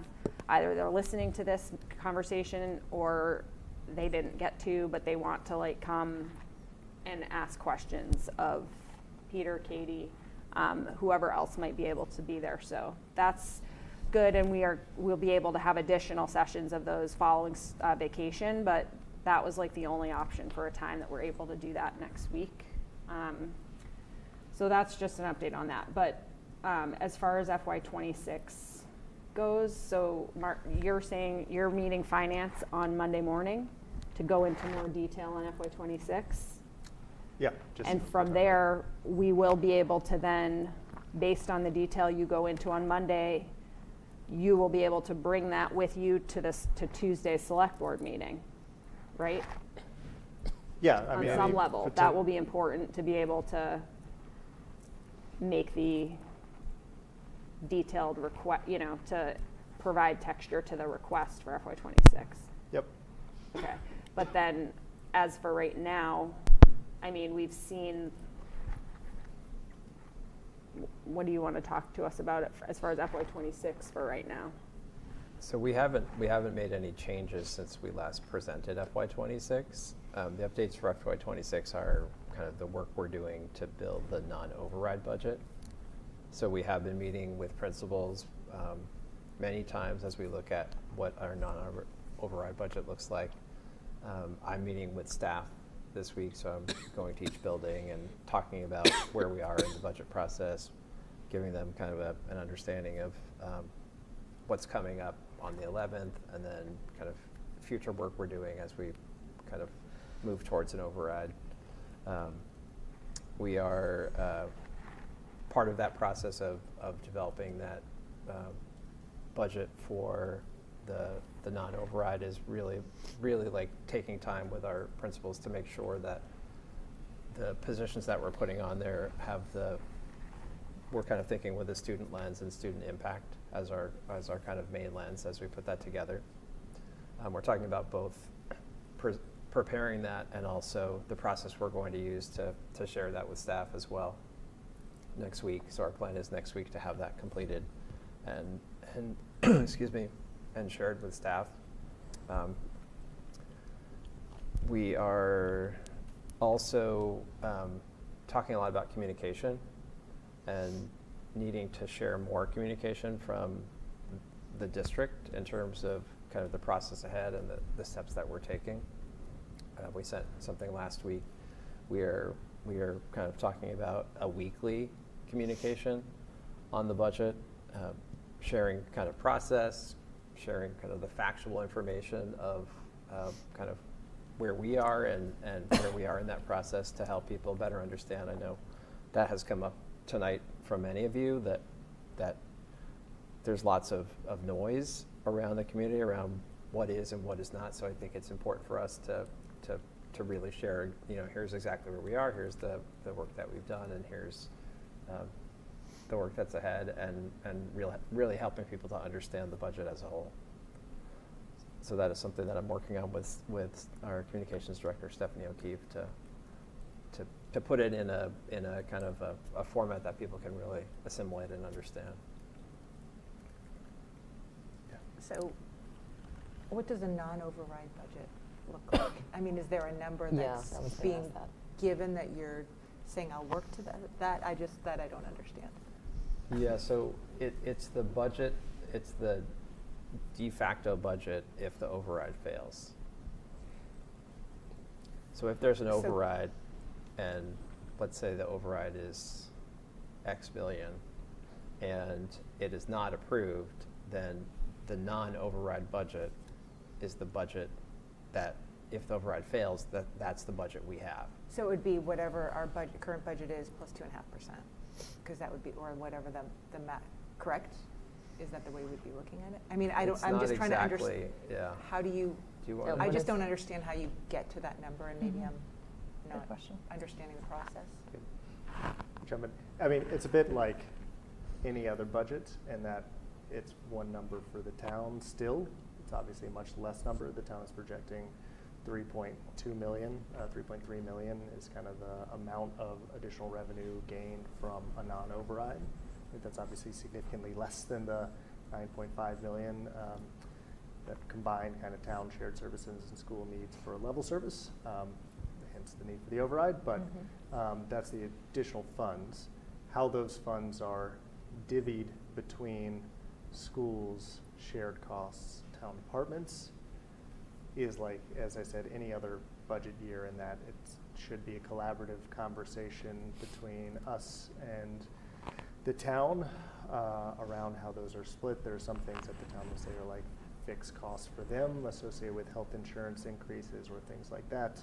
There's going to be additional increase in unemployment insurance funding that they'll need to invest in. They have free cash of $4.5 million, and so how that plays into whatever funding is next year and where that goes. So, but have those we gotten things that are all number? I mean, I guess that's my question. Yeah, I is don't like, know what the number is. Do you know, so if it's combined and we know that there's 3.2 million in revenue, additional revenue, that goes into, that we're accounting for, but then where do we get, like, where does the number come? So does the town administrator say this? Does the select board, like, who determines what the split is, and when do you get the number so that you know how to build to that? So again, technically the town administrator and the select board cannot tell the schools what the school budget is. Okay. So we establish that school budget, but it has to be collaborative with them. At this point, they've, I think, expressed in Nick's presentations around like a 2% increase from like our current budget, right, which is 69 million. Around that is kind of what would allow for a non-override. So I guess a follow-up, is that the assumption you're using to Yes, have that's- these conversations? That's, yeah. Is that it? Yeah, Okay. thank you. And so on Tuesday with the select board, one of the things we'll be able to do with FY26, since this is our first public meeting with the select board, is the opportunity to present to them our level service and our needs-based budgets, which we have already seen here, Right. since we have been discussing this for quite some time already. But that's part of the content that they will have their first actual opportunity to hear. As far as, like you were pointing out, Anna, what are the needs? And I assume you're going to do this with warrant on Friday, right? Yeah. We've already done this with warrant. We've had the presentation with warrant. Today, almost the entire, I'm sorry, to be clear, because I appreciate that, warrant subcommittee to the schools, not the full warrant Right, committee. yes. So we've already had a meeting with them in January presenting the needs-based budget, the level service budget. This is a follow-up meeting that we've been trying to schedule for a while, and people's schedules are just crazy gotcha. around, because essentially we met and took the full time to present, and so now trying to follow Their up to answer questions. questions. Okay. Again, as I was interrupted myself, most of them attended our meeting today, so they also got the sense of the FY25 piece. So we anticipate on Friday there might be some questions in FY25 as well, but also, again, FY26. I want to make sure the needs don't get lost sight of. That's really important. And even if we're not, at some point, which we've done, need to prioritize the needs. And I know that when you initially presented that to us, it was just level service, needs-based, without prioritization among the needs. So Yeah, my only clarification on that would be, I think they did prioritize the needs of, these are the need, like that wasn't the complete list of needs for the district. That was the prioritized needs were the, just for, over the again, 2 for- years, right? yeah, thank you. Yes. I guess I'm talking about Yes, drilling with- further down into Yes, to even prioritize further. prioritize the Yeah. priorities. Yeah. And I think, as it was said in public comment earlier, there was position that wasn't filled for Pierce, and there's nothing on the needs base for next year for Pierce until the following year. So again, just want to be mindful that when we are prioritizing needs, that we're being thoughtful about. And and I would push that you almost already did that, because the needs presented to us were not out of this world. No. they're almost like just Well, necessity. They're the needs that we've been deferring for many years. And those needs get more and more and like important, and you could see the the impact of not having those. And I think that's where it's really important to communicate that, right? Like what what does it mean not to have that, right? And it's also not just indicative a to the town and our approach to budgeting, I must say. Because if we approach as a town our budgeting only as level funding to begin with, we're never looking at our town and seeing what is it that we really need so that we are that town that we want to be. But that conversation, I feel like, always gets derailed, at least since I started here in my role, and I've been in those conversations. It's like, no, let's go with level funding, because that's a much more conservative way of approaching it, which I do agree. You don't want to get out of control, but you also got to allow yourself to aspire. And that aspiration hasn't really been part of the conversations since I've been sitting in my role. Right, and I don't necessarily know if they're even aspirational positions. I think they're just... Not for us. No, I mean, they're not. And I think you could, it's so important to communicate the importance of that and what not having that means, right? And the impact that it has. And I think that's where, and I've mentioned this before, it's like when we get into things like per pupil spending, that doesn't translate emotionally, right? It's just a number, right? And I think it's so important to understand what that means. You could say, hey, we spend less, but, and then people will come back and say, well, you guys went over last year and you have a projected deficit this year, blah, blah, blah. It's not a strong argument, but I think the impact that those positions, I know Principal Cahill has come here 2 years in a row, 2 of my 3 years, then asked for the same positions that we have not been able to give her. So, and the impact of those and what the students want, right? Those classes are oversubscribed because that's what they want. And we can't, when we look at things through a student lens, right? Like, we can't give them what they're asking for, right? We're not giving them, more than they need. They're just asking for bare necessities to understand, so I think that is so important to convey because, and that's what we miss. Like, sometimes when we talk about budgets, it is numbers, right? And sometimes numbers, they go over my head. I'm more of an emotional person, who understands and kind of tries to make connections. So, and I think that's so important to convey because it is an emotional connection, and you're investing in the schools, you're investing in the students, you're investing, in families. You want them to get return on their investment because you're asking them to invest money. You're asking them to say, you're asking them to pay, right? And you're expecting something, right? You're paying for a Krispy Kreme donut and you expect a donut, not no donut, right? So that's what we're asking for, right? You're asking them to pay, right? I get it. In some cases, it's a lot of money, but you have to show them return on investment. What are those investments doing for these students? And I think that's what we need to convey more of. And when we just talk about numbers, that key piece of information gets lost. We've had the opportunity to meet with staff, as Dr. Burrows said, throughout the week. And I think having the time to be able to hear from them and hear what the impact, because we've talked a lot about the budget this year and the steps that we're taking to address the budget this year. And then just talking about and looking at next year. And for me, because I don't always have the opportunity to engage with staff in that way, hearing them talk about the impact of not having certain tools that may be really helpful for them, and just almost like that feeling of in some instances this please, we're here with these students. We want to do right by these students. We want to do a really good job. And for them to say it's really going to impact me if I can't have this.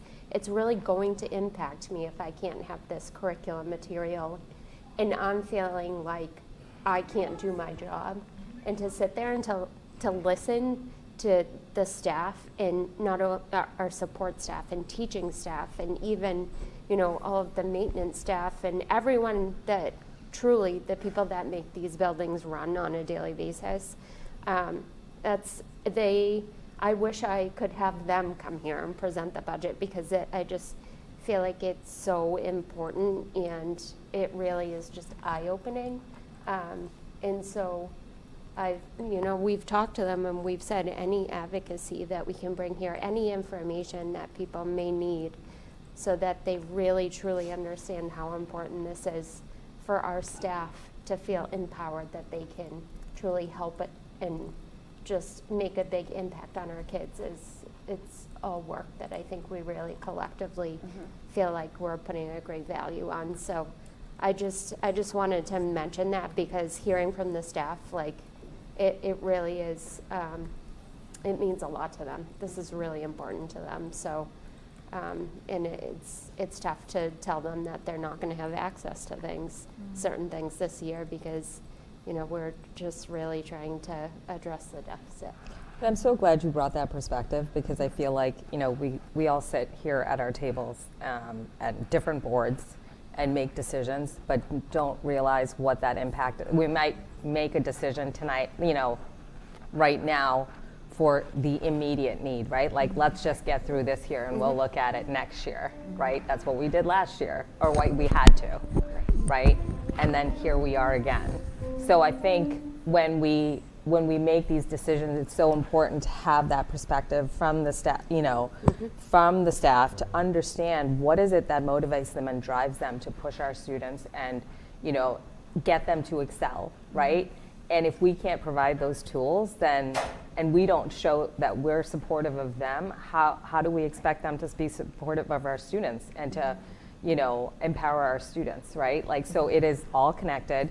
So I think when we make decisions here, we have to think long-term beyond FY 25 or 26, right? Like, we have to think down the road, like, what are these decisions that we make here every single day, every single week, right? That, our subcommittees, in our committee meetings, at our various select board, they make the impact last beyond. And then we're kind of backpedaling and trying to fix those issues. And that's kind of, oftentimes we're just like in this vicious cycle. And I think it's so great that you're kind of looking through, and what I would like to see is kind of a plan for the next 5 years, right? Like, what does student success look, and what do we need to give you to make sure, like, what do you need, right, from us in terms of, and for us to advocate for is so, so important, because, like, I would hate for anyone to have this conversation and figure out, like, oh my gosh, we have to put a freeze on this and that, and like,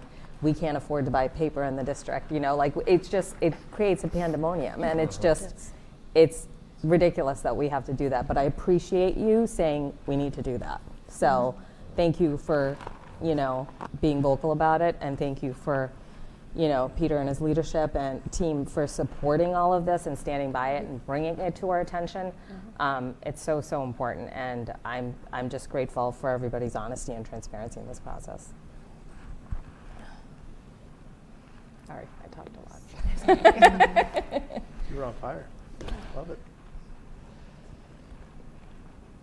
It will be really good and important for us to bring this discussion to the select board, who has, to give them benefit of the doubt. They have a lot of pressing issues that they're considering at all times on behalf of our entire town, right? And, we are the elected officials that represent the town focusing on schools.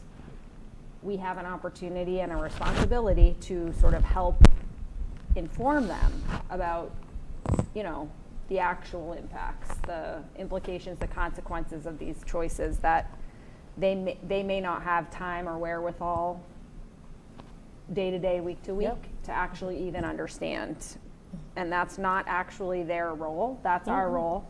So we get this chance to kind of bring that to them and help them connect with it, like you're saying, and I think thanks for sharing that piece about your impressions from the staff, right? Like, we all want to do right by our staff so that they can do right by our kids. I mean, that's the bottom line of this whole enterprise that we're all part of. Like, so helping members of the select board understand that too, that is that is like the opportunity / responsibility that we have.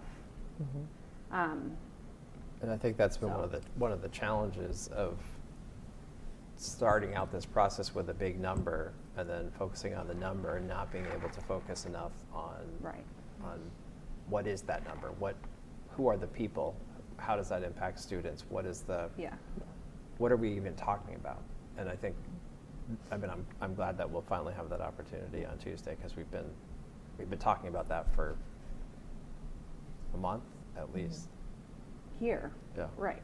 And it's about return on investment, but it gets simplified to like being about the cost. Yes. But what it needs to really be is like a cost benefit analysis. Like, I was an English teacher, English major, but I had to take econ in grad school to get my doctorate. Like, I understand enough basics, you know what I mean? Like, we need to be able to talk about it in that context. It's not only what it's going to cost us, but it's what we're going to get from it, to your point.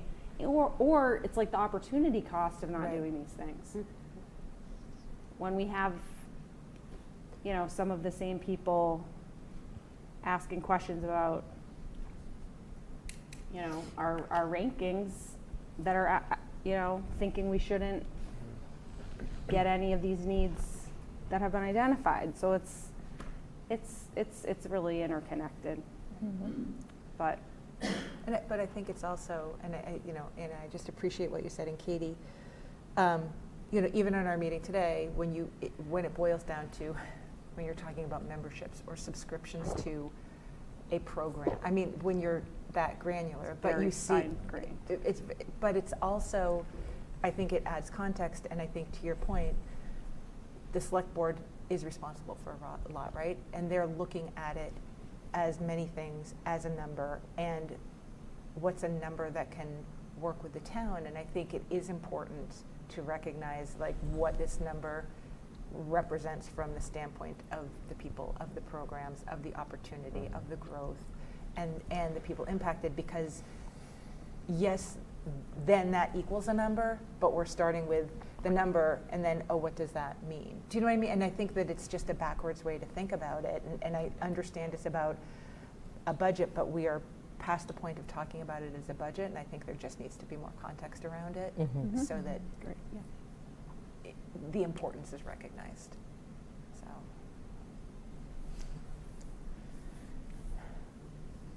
Thank you, Finance Subcommittee, and that was our brief report.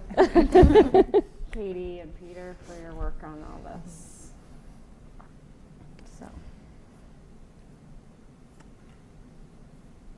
have some productive meetings, and I guess we should also say we are working on an updated FAQ document that will be shared with the community to provide some of this context. I think we heard, Katie, that was like we heard such positive feedback from how you developed a version of an FAQ document for the warrant committee to support them at the beginning of our process, collaboratively working through the budget with them this year. And so I think it's great to kind of have a version of that type of a document that can be shared with the community, because as we see with our, people who come to public comment, people who stop, I'm sure all of us, like out and about in town, people want to understand, they want to be helpful to this process, and I think we can support them, and so they can support us by making sure they understand like the terms, the timelines, the implications of the various options that are before us. So that's in process, and we'll certainly share it to the community as soon as we're able to do that through communications from the district, and then also along with more information about the Monday 5 p.m. opportunity in person at the high school, with additional opportunities like that in that vein to follow. We just want to get started, to try to help build this awareness in the community so that we can, keep the momentum going. So, thanks. So it's at the high school on Monday night? Yeah, I don't know exactly where yet. Yeah, I haven't heard that. So yeah, we'll share that out as soon as we know.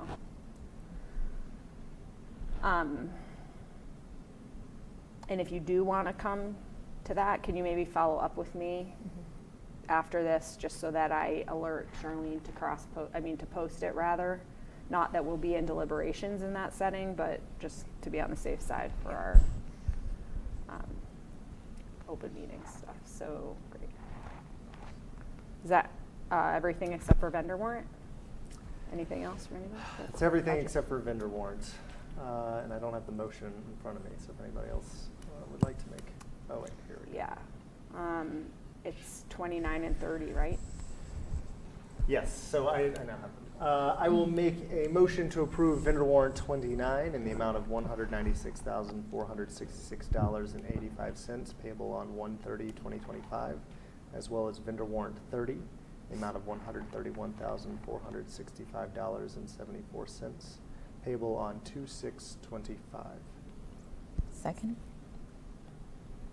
I had previously sent y'all vendor warrant 29. I just sent you vendor warrant 30. So apologies.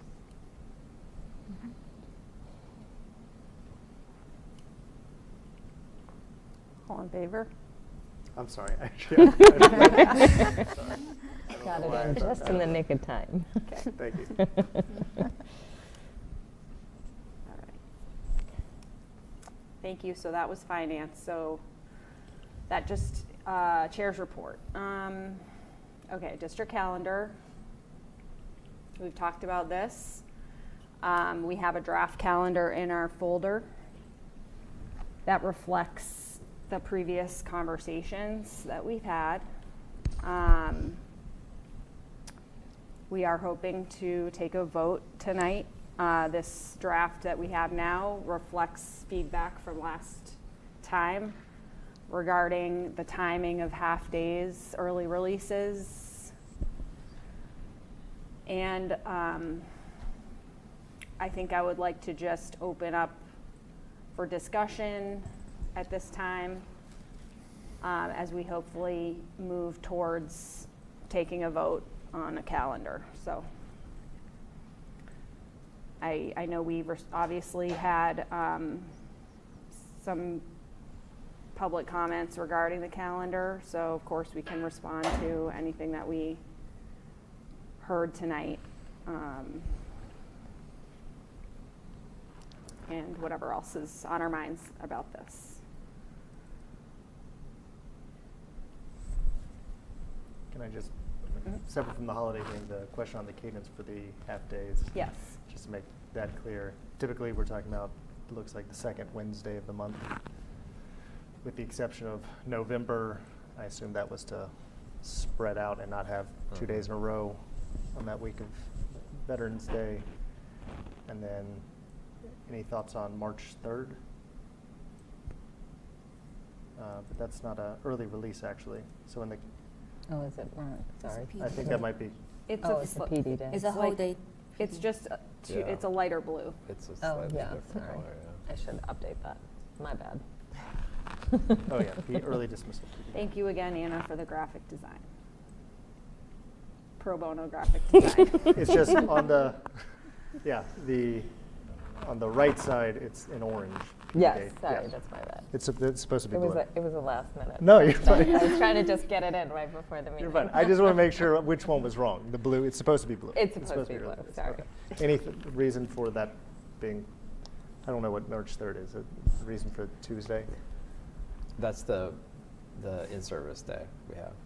Yeah, so it should be orange, actually. So it should be orange on the calendar itself. Yeah. Okay. It's a day not blue. off. It's a day off, yeah.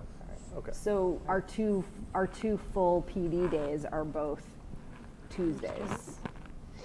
First Tuesday of November, first Tuesday of March. Gotcha. Okay. Yeah. And then the early release days are all scheduled for Wednesdays. Yeah. Yeah. There was one that was after, sorry. The after school, the 19th parent-teacher conferences on March 19th. That is a normal school day. Yes. Just with conferences after the end of school, right? Yeah.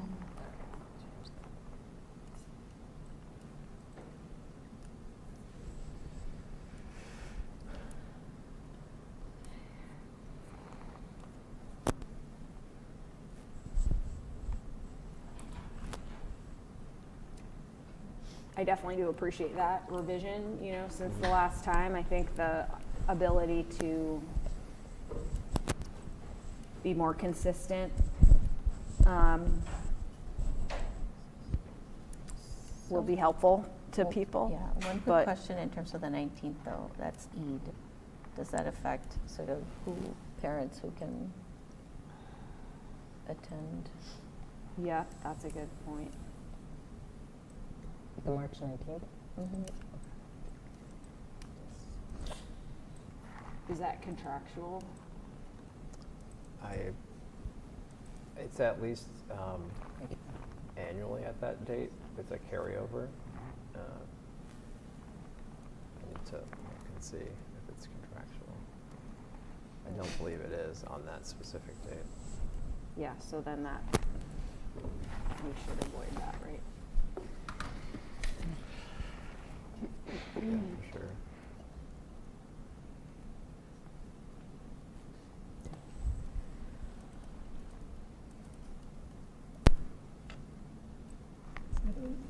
Sorry, they time the parent-teacher conferences after the report cards are distributed, so it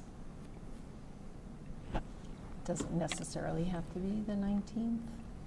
Like the week after? Yeah, I don't know if the report card date is. But that might be a reason it couldn't be earlier necessarily, Correct. but maybe it could Correct. be later. Well, we could just decide to move it off of that date. Yeah. And we can find a new date. Yep. Yeah. Yeah, 100%. Okay. That's a great catch. Thank you, Selena. Should June 19th highlighted in yellow, since it's a Juneteenth? Well, the last day of Last day of school school. is, Is the I guess that 15th. would become relevant if we had Snow days. 4 snow days according to this calendar. Still call a snow day for tomorrow. Then that would become a day off. Only in that event would that. It would probably be good just to Highlight it. highlight it. Done.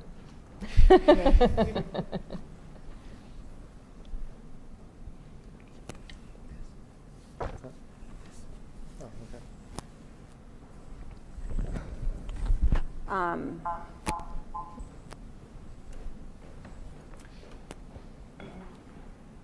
Other.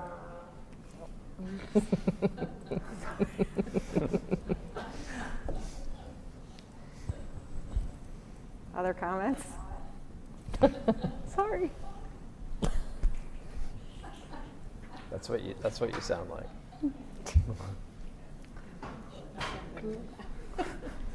No, just that back here.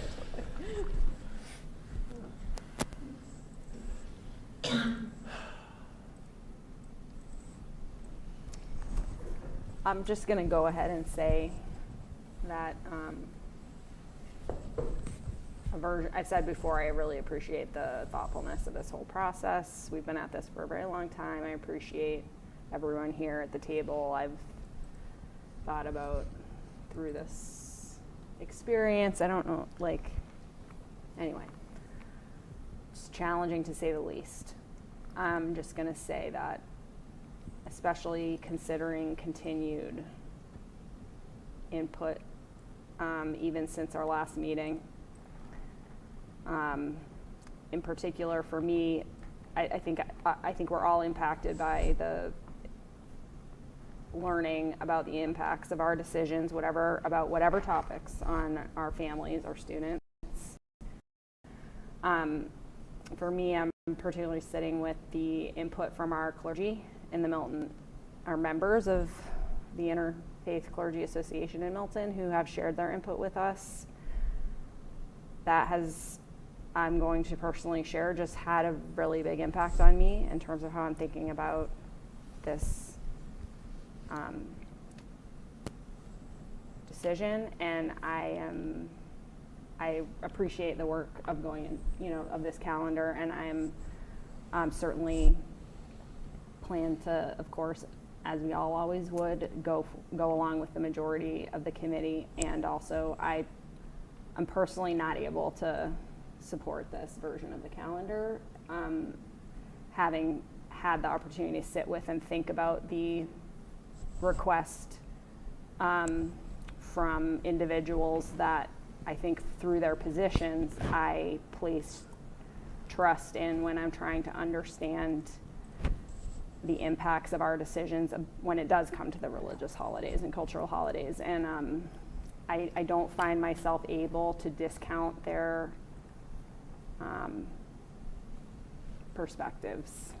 And so that's something I've thought a lot about in the past couple weeks, even since we had the opportunity to touch on it in policy, you know, which, and I don't know if Anna, you want to like provide any, I wouldn't say we didn't certainly come to any decisions in that discussion. We just had the chance to sort of continue processing a little bit, you know, where we were at. And I think we all have different perspectives on it. So I will just share that's really where I'm at. I don't find myself able to, I think that the scenario of 2 days, as imperfect as it is, to me is, I'm like not wanting to let perfect be the enemy of the good in this dynamic, because there is no perfect solution. We've already come to understand that. And I think that, you know, as I do understand the potential confusion of that scenario as proposed in terms of 2 days set aside each year for observing holidays with a day off, I think that solution does mindfully balance the impacts on student learning, you know, as in taking into account the inclusion factor of that has been discussed at length. So that's where I'm at. I as even though it has potential to be confusing, like members of the Milton Interfaith clergy are telling us that would not be confusing for them, that would be valuable for them, that would promote inclusion given the limitations we have around prioritizing student learning and not going too late into June for our school year. So that's where I'm at. Yeah, thank you, Lizzie, for sharing that. I also have sort of sat with this again, and I don't want to belabor my points that I think I've already made time and time again. I do sort of was reflecting on the students and what we heard them say today, and thinking about, you know, sort of the progress, I think, and the statement that Milton made decades ago by recognizing a group that asked to be recognized in this way. And I feel like we're erasing progress. And while the sixth solution of recognizing at least, you know, having 2 floating days wasn't perfect, or it's not perfect. And yes, initially it may create confusion, but the reality is that most any policy or any, you know, it's usually confusing for folks, and it's about how you put it into practice and the information you do and all that you do to communicate and make sure that people understand and know what's happening. So I think there's a way to get around sort of that fear of confusion. And I also cannot support the calendar in the way that it's being presented today.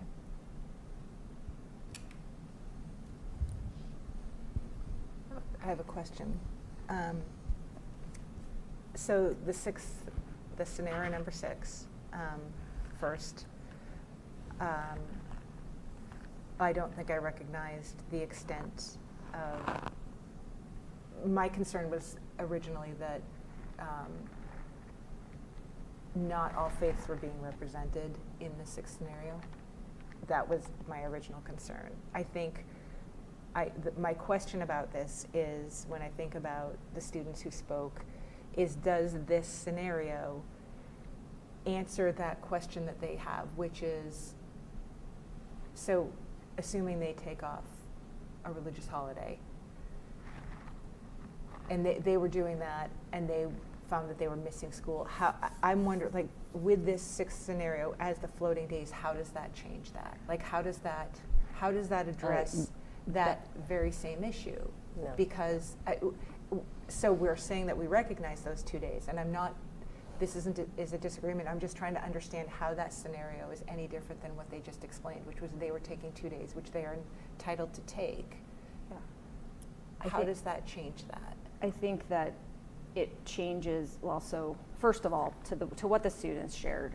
I mean, that is a piece of this that goes beyond the calendar. Correct. That whatever the calendar is, we can and will do better on having practices in place consistently that help students now and in the future not experience those negative experiences that those students were sharing with us regarding,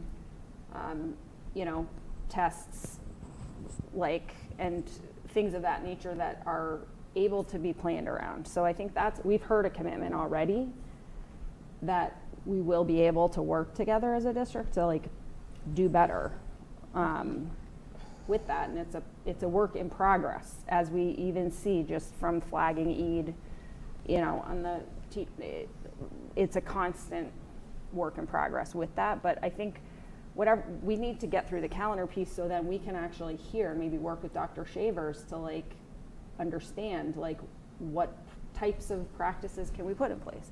So, but you're right, adding 2 floating holidays actually won't directly address what those 2 students who were identifying themselves as Jewish students, who were talking about the experience of missing school or practice for both Rosh Hashanah and Yom Kippur.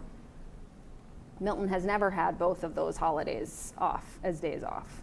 And that's not been on the table, so we wouldn't be directly addressing what they were sharing with the calendar per se, even with the 6th scenario.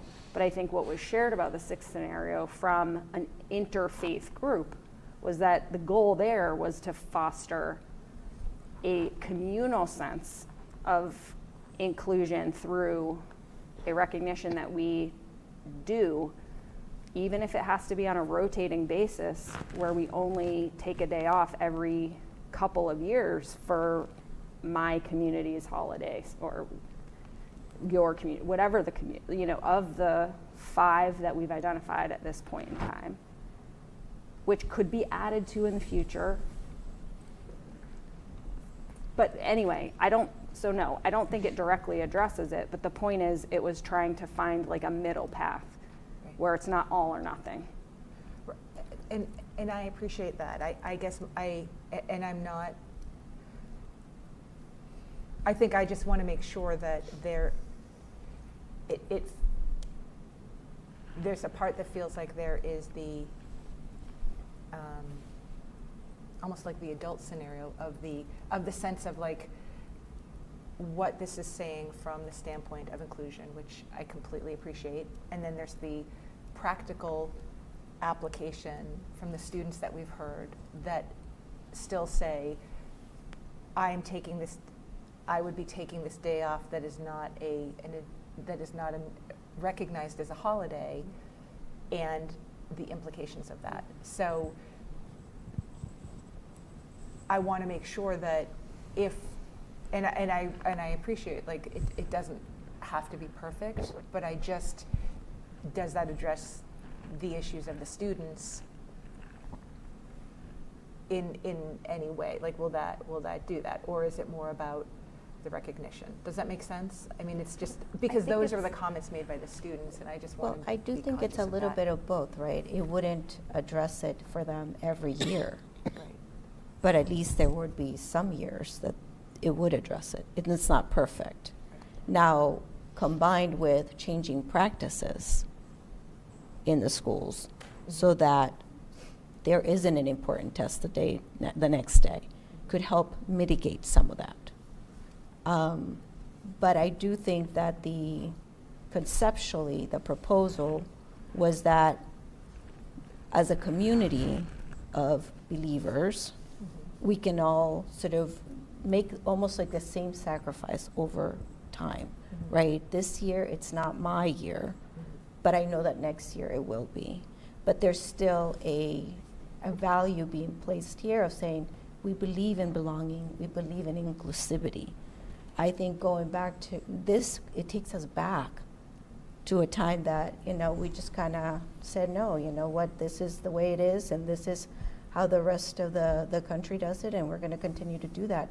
But I think there was work that happened here in the town that got us to observe these, Yom Kippur and Rosh Hashanah, and now we're going back. I think that's for me, that ultimately that's where I have a problem of going back, and do think that we had a potential solution that wasn't perfect, but it was sort of about being inclusive and recognizing the diversity that we have in the town.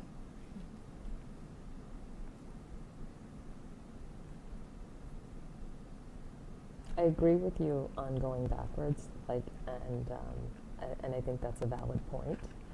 I still don't agree with the sixth scenario. I still feel like we're missing some key pieces of information, which is we don't know about the Wednesday before Thanksgiving and the Friday before Labor Day. Like, we don't have that information, and that could probably impact, and get us closer to a more perfect solution than a solution that's not perfect and could cause issues and confusion, just as we saw today with March 19th. So I think it creates a lot more problems, and I get it. Over time, you can get people to adapt, but the fact that it changes every year is not going to be easy. But if we were to have those pieces of information, and this was kind of my perspective from our policy, and we just had a general discussion on the topic, didn't come to anything, but my recommendation really was, can we wait till we get those two pieces of information on those 2 days and then expedite? So basically, just looking for an extension on the religious holidays. I'm fine with going back to the calendar that we started with, where those two holidays are still recognized, but then to add those additional days. And my goal, honestly, I do want to add those days, right? Like, if there's a way for us to work. But since we don't have that piece of information, I don't want to put kind of an okay solution in there for now, just to get us through, because I think we'll run into other issues. And then I think simultaneously, what I'd like to see happen is a policy around adding additional holidays. Could we just, I think it was the Franklin example that listed all the holidays in the back. So if there are more that need to be added, I think we could include them and put an explanation of what those holidays are, because that's the other thing I would love to see, which I don't know where we are with it, is, how are we recognizing our students that celebrate these holidays, and how are we learning about that? We've been talking about that for a couple, I would say almost 2 years now, Lizzie, and I haven't seen anything. So I would like to see that. Yeah, that's part of the initiative that I think we Right. need to So I do would now. like to, Yeah, for sure. rather than just kind of we would like to see it, I would like a timeline for that, and when that we would like to see it. And right, because we've talked about it, but I think that's a huge part of this, and that's a huge part of recognizing cultures. And so, in addition to listing holidays, how are we making sure that, when we talk about being inclusive, how do our families, who might feel different in this community, feel included, right? Are they looked upon as hey, you're part of our community, we love having you, and not differently because they look different or whatever. I mean, I'm going to be honest, I've had my own experiences this year with my daughter at school, so that have been very challenging. So it's really important for me that those things get prioritized soon, because if she's experiencing, I know other kids have. Mm-hmm. So I think those are things that need to be recognized. and prioritize, because that also goes hand in hand when we talk about being inclusive, right? And if we don't have that piece, it's just a day off that no one knows anything about, right? So what are we doing, and how are we recognizing our peers and making our students feel like they're part of this community? We can talk about it, but what are we doing in practice? You know, and I would like to really see the practice piece. Can I ask you, you said like with the data or the information on those 2 extra days, right, the Wednesday and the day before, I assume that's around, like, again, the union negotiations, right, because right now those are within union contracts, and so obviously something we've talked about, talking to the unions about. So if, hypothetically, those were removed, were you saying that those were removed as obstacles in terms of not being able to have school on those days because of the union contracts? Am I understanding you right, that your ideal in that scenario would be that to then come back to the calendar and add these 2 days back and the 3 additional days we discussed to like add all 5 days to the calendar? I mean, ideally, that's what I would like to see happen, because I think that was kind of where we started from, and I thought that was a good balance. I don't, you know, I mean, I don't want him to get into the habit of, you know, a group comes in and they want a holiday and we're going to figure out how to add it. I think for us as a committee, it's our job to represent everyone in our town. So I think even if it's, I think when we look at it from that point of view, it's like we're being proactive about adding these holidays, and we've added it, and we've created a policy saying, here are all the holidays we've added. If you want more, potentially, we could list them and explain them. So it's not just, you know, no one knows what it is, but really what, you know, and look to and learn from what other districts have done in terms of explaining them, and continue and bring that to the classroom, and, you know, and create meaningful experiences for our students so that they're learning to accept one another, because at the end of the day, that's the goal here, right? To be inclusive. So, I mean, I agree with, you know, removing, you know, after hearing all the discussions, and I appreciate the passion that community members have brought to the importance of their holiday. So at this time, my recommendation would be to keep the calendar as is, as it was before we voted on it, was it what it was last year, and then get that piece of information from once union negotiations go through, and then expedite the approval of next year's, not this next year, upcoming school year, but the following year's calendar. Like, could we vote on it earlier in the year, like over the summer or September for the following year, so that we are, you know, making a pact to say, hey, our goal is to add these holidays, and we'll make sure we figure it out, you know. So just really just buying some time.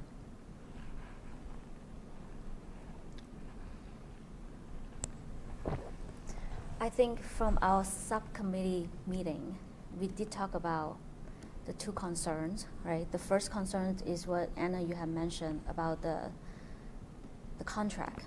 Mm-hmm. We cannot change the day that is already in the contracts right now. Right. So we cannot have the Friday before Labor Day or the Wednesday before Thanksgiving off, taken away and put school back in there.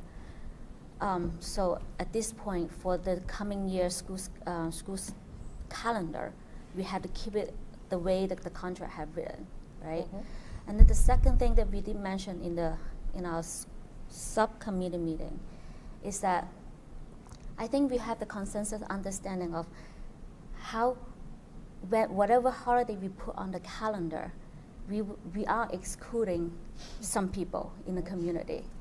It's never going to be a equal way of representing inclusivity. Right. Right. And it's not what we have pledged allegiance to. I just have trouble like justifying having any other holiday off is equity and justice for all. Like, how can you explain that? Like, how does that having the 2 days, like, next year we had these 2 days off, then another year after we had another 2 days off. How is it equity and justice for all? So that's why I think we should go with the revised calendar that we have in front of us, with no cultural holidays or religious holidays off. We recognize it in our calendar, and people can choose to take whatever days they wanted to observe. And that would be fair for everybody, because we can all choose the day that we wanted to take off. It could be more than 2 days, or maybe 3 days. We treat it the same way that excused absence would be. Like, we will get sick sometimes. Our kids get sick sometimes. When they're sick from school and they can't go back to school, it's our students' responsibility to catch up with the teacher, right?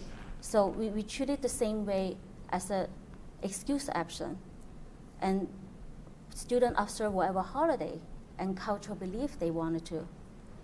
And I think that is the most fair way for all the students.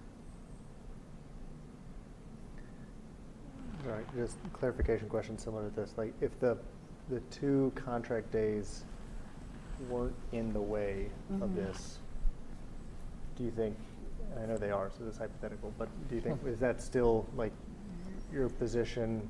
Would you be more open to adding days if those were not? Or again, to the point you made, there's just no way to add enough days?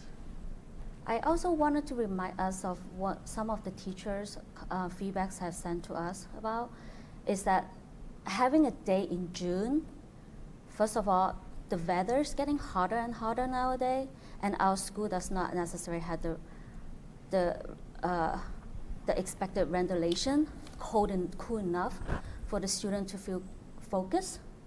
So extending the school year later in June is not going to help with the learning result, especially for students who take AP classes, because the AP exam is in first week of May.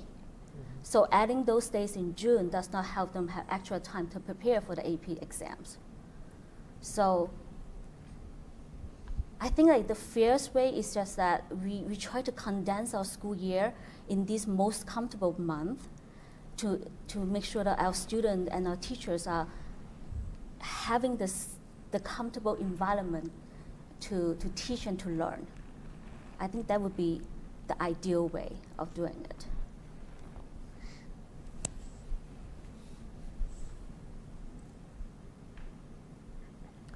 So does the 6th scenario assume, if I'm understanding it right, it's saying it's the proposal that we made, but instead it's the calendar that we just recommended, but instead it's adding 2 floating holidays, correct? As opposed to that next year would be Diwali and Eid, and the year after that, because Lunar New Year is on February vacation next year. This was what they had shared with us. Right. That next year, Diwali and Eid would be days off, which means October 20th and March 19th. And then the following year would be Yom Kippur and Good Friday.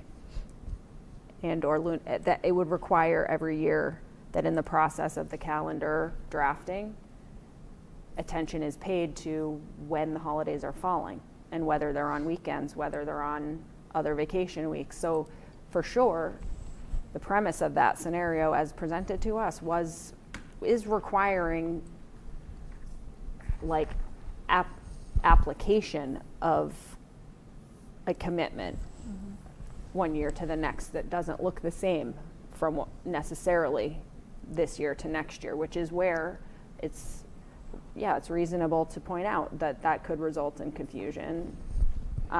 It would, as you said, Selena, it would require clear communication and rationale shared year over year. That's my understanding of it. But I think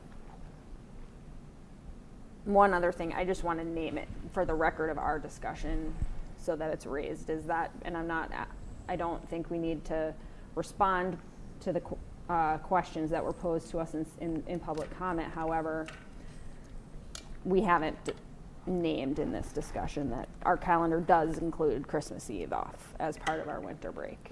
And so we have had the discussions here that we're not adding days off, but that has been raised over the course of our debate, our deliberations. So I just want to make sure that's acknowledged, and I think that is a very common and traditional timing for winter break everywhere around here, and it is because of the traditions that we follow in this culture that we live in, which does, as has been raised for us, inherently sort of value Christian holidays, but just want to make sure that's at least acknowledged for the record. And I think at this point, I appreciate that. I think we've all had the opportunity. Mark, I don't know, you've asked clarifying questions. You haven't necessarily shared your thoughts. I think we should all have the chance to share whatever final thoughts we have. And then I do think we need to move to a vote on it.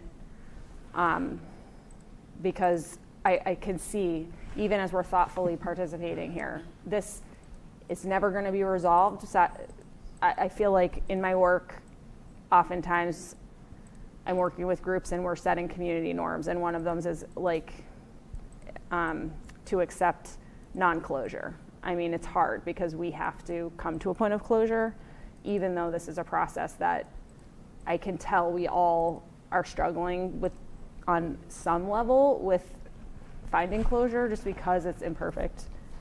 But I do feel we need to do that. So I'm just time checking us to move toward being able to take a vote, because there's not much else. I would like to try and get our friends out before it's too late.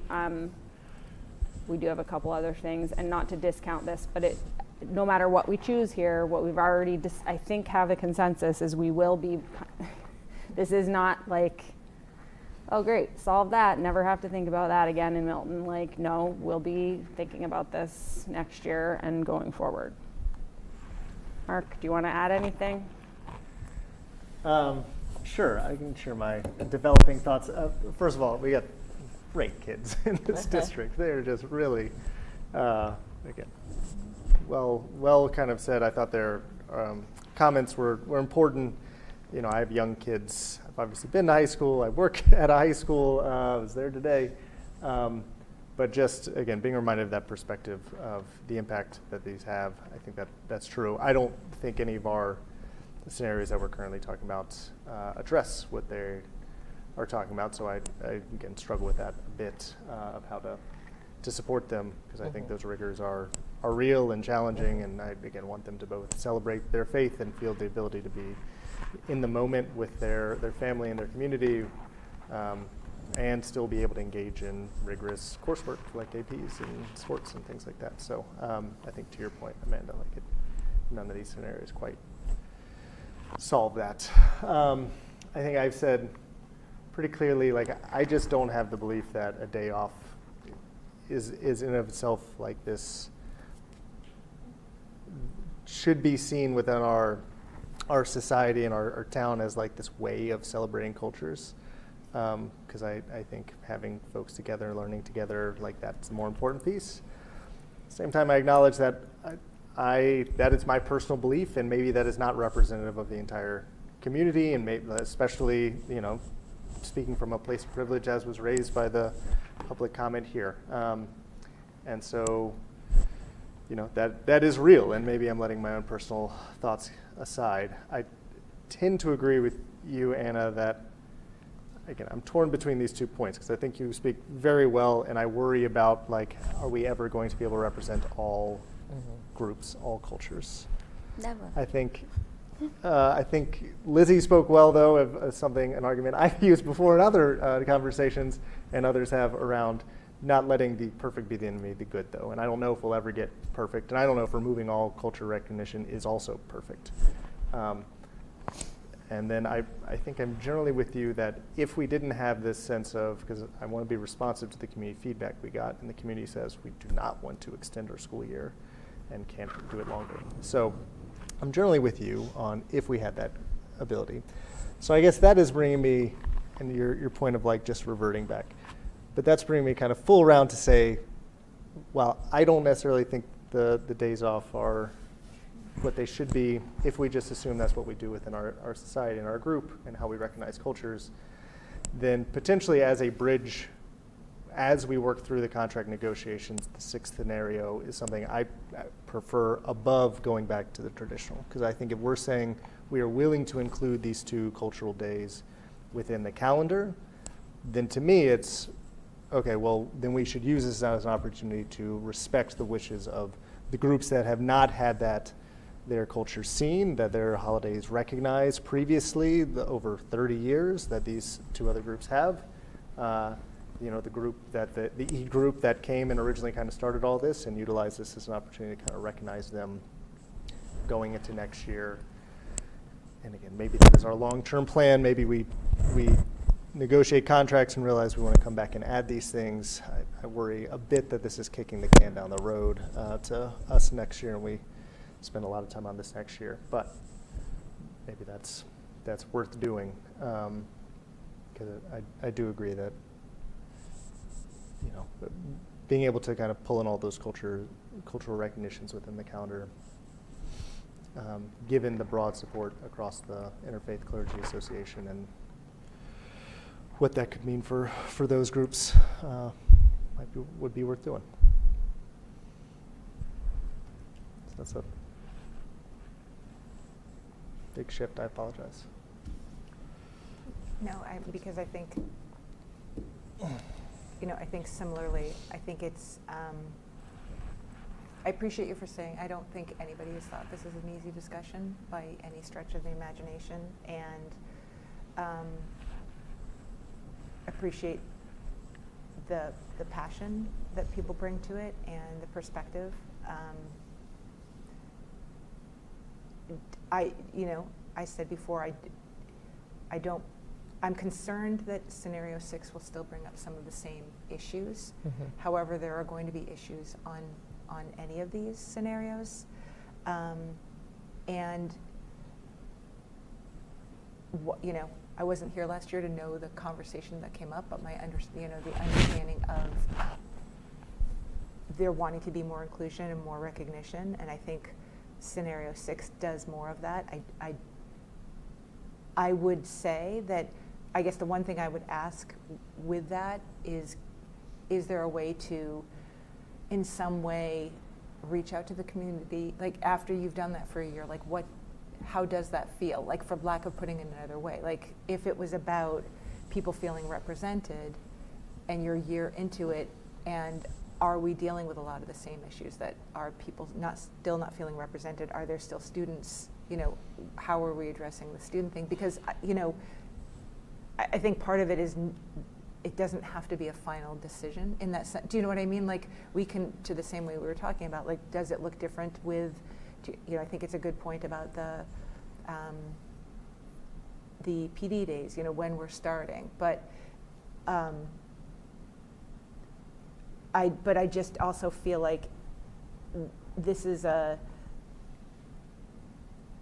are a lot of questions I have about this scenario, and it would just be helpful, I think, if there was a way to have a survey, get a pulse, get some sense of what this felt like or how this worked for people the next year, so that we just weren't making the decision in a vacuum and move forward, and then people are like, wait, that didn't really address that, or all of these students' concerns are still there, because we can say that policy is going to change, but I feel like there probably was a policy in place for those students before to not be penalized, and that didn't work. So I don't want to assume that if we say that, then it will also be perfect. So,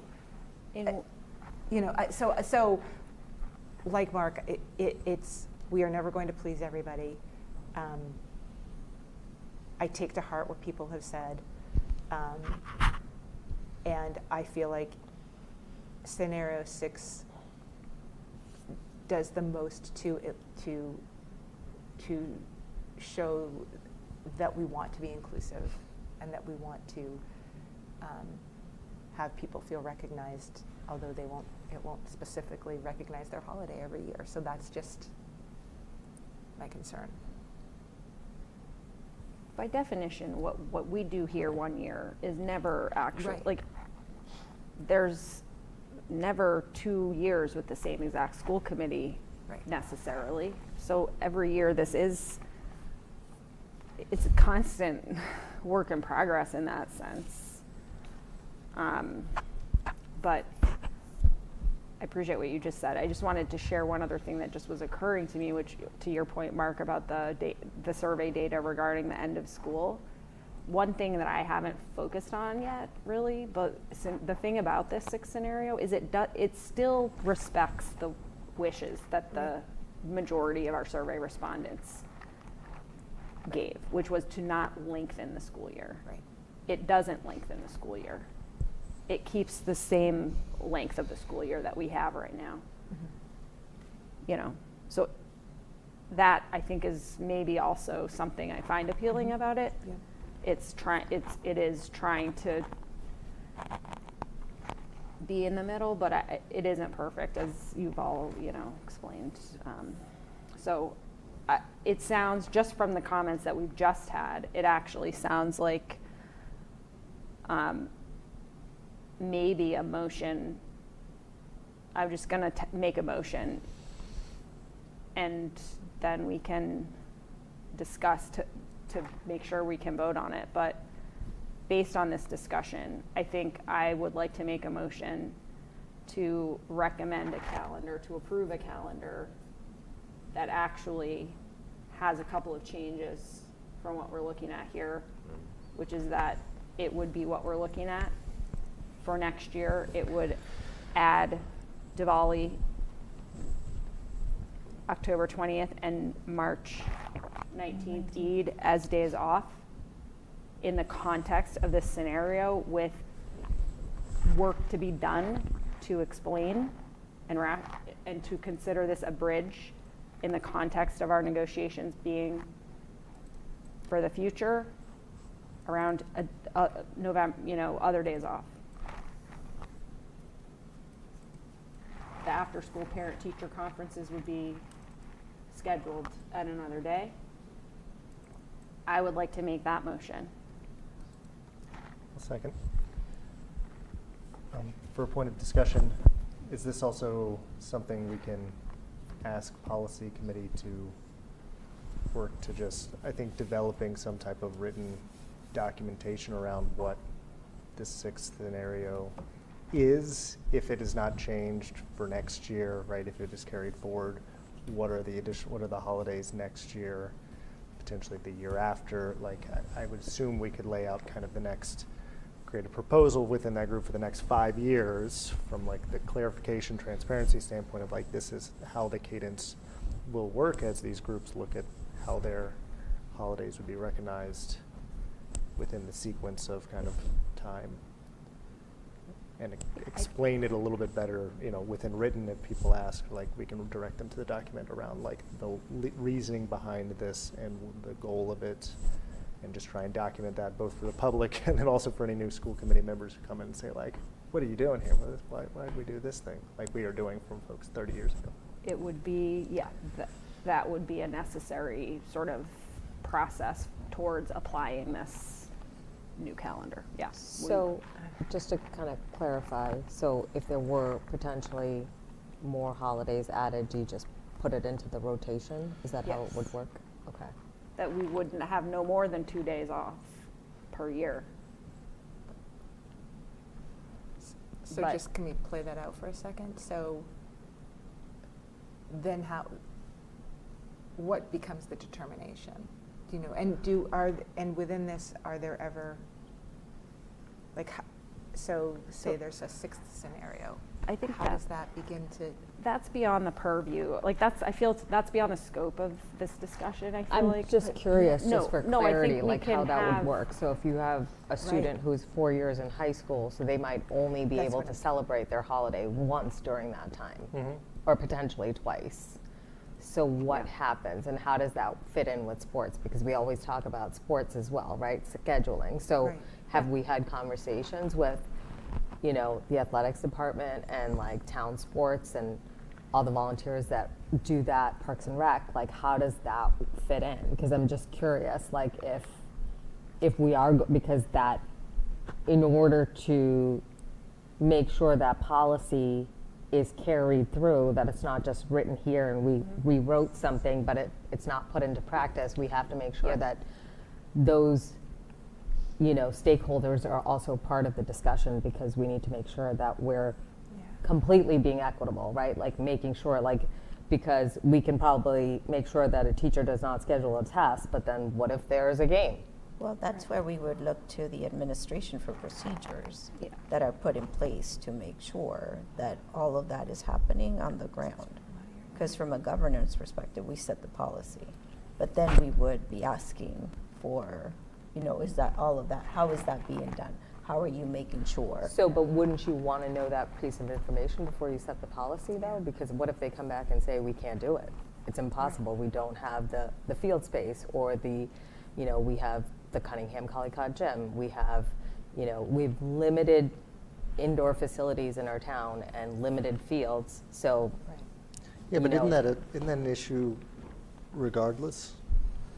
Right. So there could be days when they would have to schedule it based, and you know, because a lot of students have to rotate through. They can't just say we're not going to have any sports this day because school committee set a policy.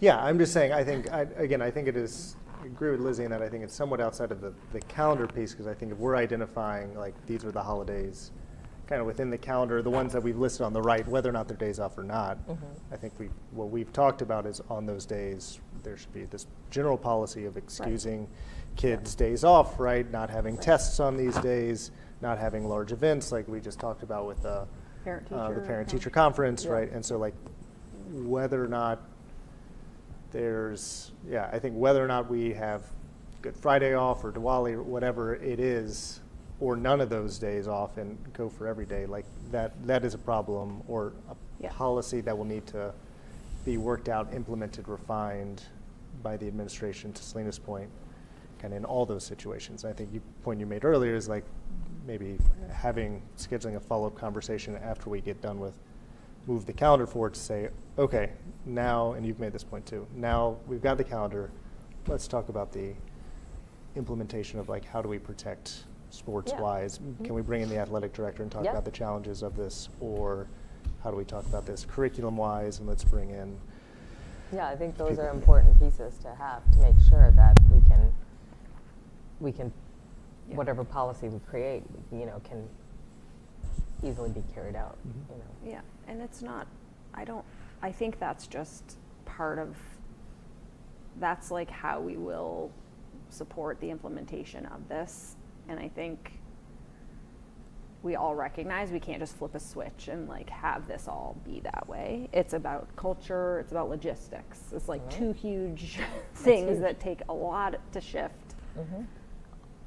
And it will not happen overnight, and it will be something that we're working, I hope, like in good faith as a district to really make progress on, so that next year we've made progress, probably not perfect, but you know, it's just part of the ongoing progress. And I think policy-wise, like we can, Mark, I appreciate sometimes in policy we work through like procedures in addition to policies.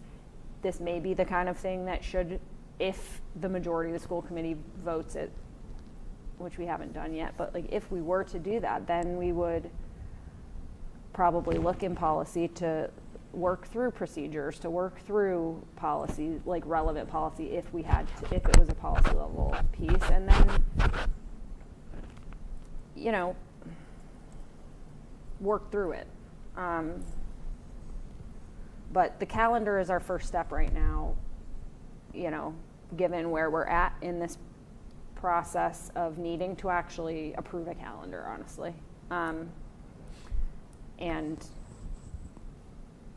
So then I think Amanda's recommendation of making sure you collect feedback in the next year is so crucial, because you have to make adjustments. I think in the past, looking in the past 3 years, like we did the late start days, we did this, we tried different things, and they didn't really work. And I think at that point, like, we will get the feedback, you know, in some form or other, and then we'll have to make adjustments. So I think that's going to be crucial, and figure out and have these discussions. And I'm glad the student reps are coming in, because they're also able to tell us their perspective and the hardships that they face when they have to, you know, and also get better about scheduling. So I think, I mean, I get in some instances we might not have the perfect solution, so I get it, and I don't think this is anywhere near perfect, honestly. But, you know, I guess it's worth a shot. I think it would be good to collect data no matter what we do. Honestly, since we've uncovered through this process so much, I think that's important for us to do whatever we're going to do, right? If we're changing anything, we want to know how it impacts and make sure it's changing for the better for people. So I think, I would just caution folks not to sort of, for the committee next year, to not sort of do a survey of of a policy, or, you know, that really, in order for folks to, the community collectively experience it, you would have to give it a couple of years. That's true. That's right? true. To make Because if to you get asked through a me cycle. that year if I felt fully included, but it wasn't my holiday, I might say no. I might say no. So You then might there's say, already a give me- bias there, give me right? 4 So years you and I'll have get to back give to it you. a few years of implementation before you begin surveying folks. Now, you might want to do a survey around, did you know the holiday? Did you have enough information? Because then that just tells you that there might be more information that needs to be given, so that there isn't confusion. So I just think in terms of, I guess, be careful with what is asked, with something that's supposed to take a number of years before collectively the community experiences the impact. But I think with this 6th scenario, it is absolutely crucial that you do the recognition in schools. It's so important so that students feel they're not waiting till year 3 to be recognized. To be seen. Yeah, absolutely, for sure. Yeah, so I think that piece needs to be expedited, honestly. And So, But can does we it- work on that this spring? Feel less certain. So that we're ready for some positive changes around that next because year? I think when you kind of roll this out, I think that would be really important for people to understand that, you know, it's not just, you know, we're just approving this calendar because we're already in February and we don't have a calendar for next year. But really, we're doing this in a way that's 2-part, right? We have this part, and at this moment, this feels the most inclusive way of doing it. But this other part, so that, you know, we're not waiting 3 years to be seen. So I'm just really, really struggling with it. Like we've talked a lot, and I think it's, you know, I'm playing it out. So we have the calendar. Part of this is like, if I'm a parent or a student and I get it, and obviously there's communication around it, but is there the need to say this then, like, projecting, like, okay, then this would be the calendar next year and the next year, so that people know that they're included. And you know, and I know that there's a timeline, but I feel like the more we're talking about it, like it's bringing up more questions for me with the 6th scenario. Like they're just like logistically and procedurally, and I know we can say that those things have to happen later, but I think that's where we get stuck. And this is a very new, it is a very new scenario. And I know I probably sound like I'm all over the place, but And you also need an even number of holidays to add. Now we have 5, and Right. we would, You if don't we're need- alternating 2, what happens the two. 3rd year? What's the You just holiday you do pick? the 5th and the 1st, Okay. and then the 2nd, 3rd, and so, yeah. I mean, So just they get through do them quicker. rotate. You will rotate them, so it's not going to be I mean, Diwali and Eid one year. It could be Diwali and Rosh Hashanah, or however. I mean, I think it's something that I'd encourage I would look to the policy committee to put something together that, again, explains that, not just for us, but for the town, that I think you could go ahead and map it out based upon, I mean. We could these- draft calendars 2 years in advance, like some Right, districts that's do what- that. Yeah, I Some would even just say, districts like- have Glenn like had suggested that tentative maybe we could vote school on year it for 26, 3 years. 27 calendar that they would be approving now. Yeah, or even just on the back of this calendar is essentially a write-up of this is how we think about representing holidays within this scenario. These are the Yeah. 5 holidays. This is for the next 5 years. Here's how they will fall. I think those are things that can and should be included. I think the other thing is you mentioned with like reverting back to the original scenarios that I could see a scenario in which the school committee brings this up again next year because the negotiations, right, those groups are amenable to removing those days, and then that opens up other doors, which again has been shared before, is like those doors right now are closed. We're not sure if they will open. If they open, then those are different possibilities and different conversations. But we could also put calendar for the next 3 years and make sure that all 5 days are recognized, and so that people know that, hey, my holiday is not on this calendar this year, but it is next year, and so on and so forth, and just vote on it so that. We could do that within the And then- next, and we then- could do that like before April, And then, we yeah, wanted to. and then that way we can wait, to your point, collect feedback in 3 years, right? Like, how did this process go? But here's our calendar for the next 3 years. So, okay. We made and seconded a motion a while ago. I guess what I would like to know, can we vote on that motion? Remind me of the motion again? That we are going to do the 2-day rotation? Motion, well, the motion is just for the calendar as you see, with adding Diwali and Eid as days off. For Nick? Not, sorry, these don't have any holidays right now, so adding the 2 that we had previously, and then adding. No, not the 2 previously, just Oh, adding sorry, Diwali yes, you're right, and the Eid. 2 days, yep. For next year? Yes, sorry, And- I'm already confused. Yep. And so that's, I'm a very visual person.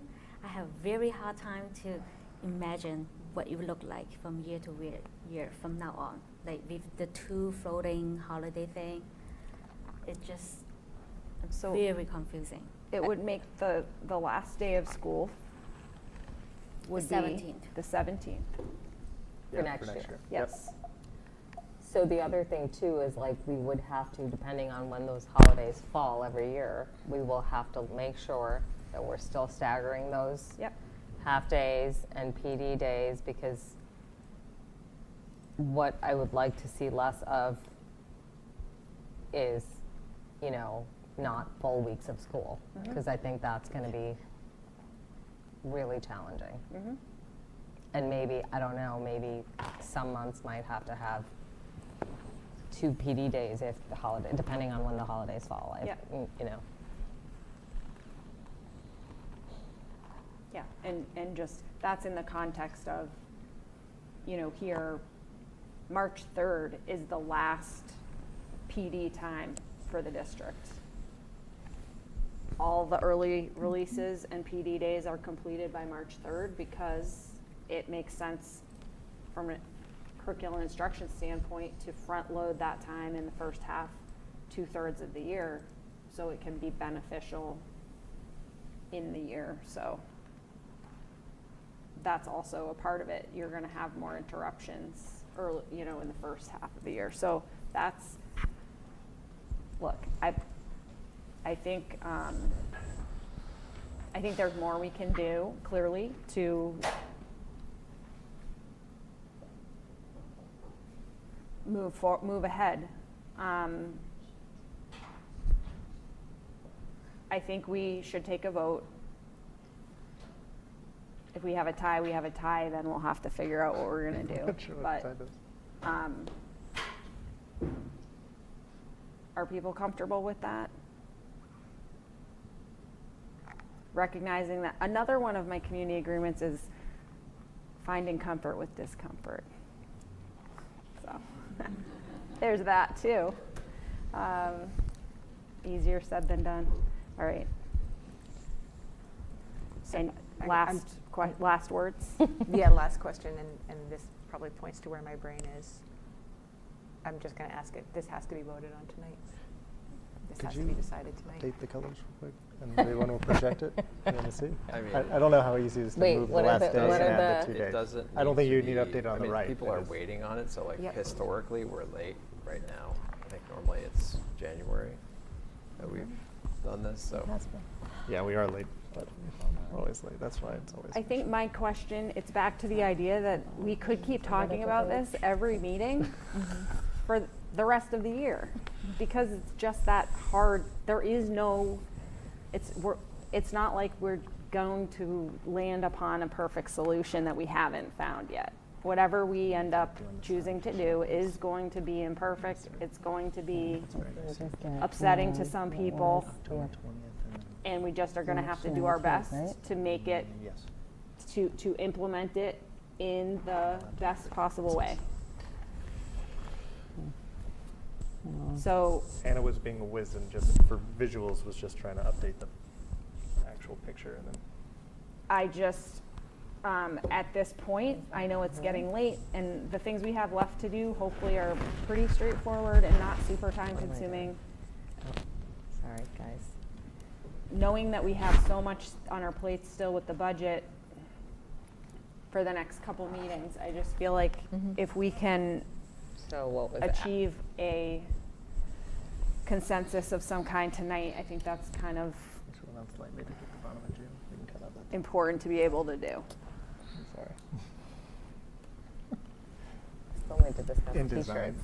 design, I know. All right.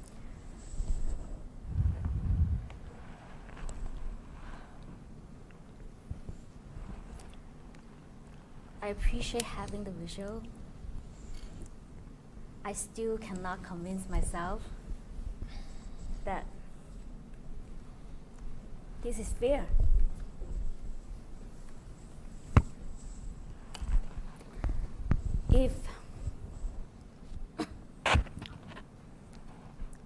If Chinese New Year is so important to me, I will take my kids out of school, regardless of what. But I never did.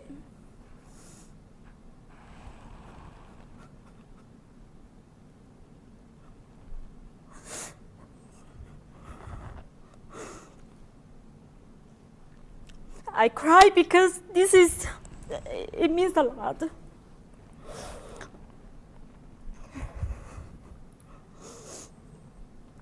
But to be honest with you, whether or not Lunar New Year is recognized on the calendar of, we have adopted different ways of celebrating this day. We don't have to take our kids out from school on that day. Instead, we bring the celebration into the school. I think the marginalized group will always be marginalized. With the 5 days that we have on the calendar conversation right now, there are still going to be a lot of marginalized groups who are not represented in the schedule. How are we going to be justifying that? Is justice for everyone.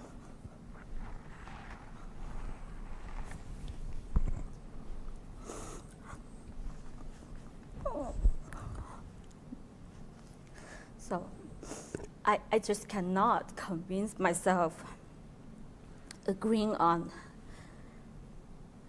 any calendar that using the name of equity and inclusion. But as a tool, is actually, when you look at it in another way, it is not equity and inclusion for everyone. When you think about everyone, anything that we recognize on the calendar, it is excluding someone. So instead of having us make the decision of what should be included in the calendar, let the people choose what they care about and take those days off. Especially at this time that we do not have a contract for the future years. We don't know what the teachers want. We have to accommodate what the teachers want, because without the teachers, our students are not learning, right? If we do not have enough teachers in the school running the show, even our students show up, there's no result coming out from it. So we still have to please what the teachers really want. And without the contract, the renewal contract, all those new things that we're trying to add into the future years, it doesn't make sense. So instead of having these 2 floating days, I would suggest us to go with what we have in front of us, the final version, with no days off, with whatever the contract has told us to do, collect data in the future year, and then look at it, those data again. If, as I said, if this day is very important to me, I'm going to take my kids out of school anyway. But if I can find an alternative way to celebrate it, I will do it, because education comes first. So I think we should go with this new, the finalized version that you have in front of us, instead of putting back the 2 floating days. Let's have the contract finalized. Let's collect the data from next year on how many percent of our student body and staff and teachers are going to be out on these different kinds of holidays. Perhaps these holidays are not the most common times off among our students and staff and student body. Perhaps it's something else instead. It could be this one day right before the end of school that just hanging there. Or maybe there is this Friday right after the winter break. So I think we should just collect the data from a fresh level ground and then propose any changes or suggestions on the holiday observations.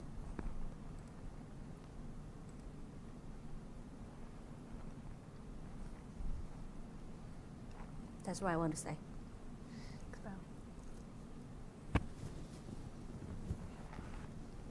Thank you, Bao. And I think clearly it's just very heartfelt. Thank you for sharing your own family's experience. And we all recognize that no 2 families are the same. We're all sitting here with different perspectives. I hope I've conveyed appreciation. I don't think I ever could fully, not for nothing, but we've been grappling with this very difficult topic that is emotional, that is personal. We've been experiencing a lot of personal outreach, emotional outreach. We're sitting at this conversation respectfully, I think, listening and trying to do our best, even with some different perspectives and ideas, and I just appreciate your vulnerability with sharing that. I think what we should do is we have a motion on the table. We should vote on that. Depending on the outcome of that, we can make another motion. We need to get to a place where we have 4, 5, or 6 people in favor of something in order to be able to move forward. And it's painful. I really, I know that.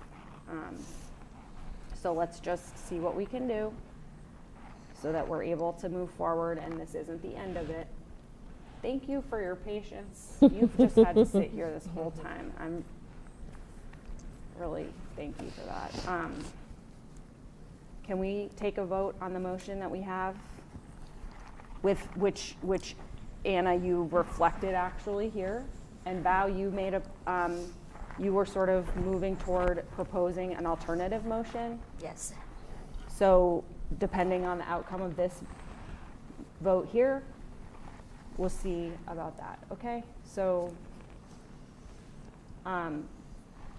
all in favor of this calendar that we're looking at here, which reflects adding 2 days off, which are floating days on a rotational basis, with work to be done to flesh out that procedure for our district going forward.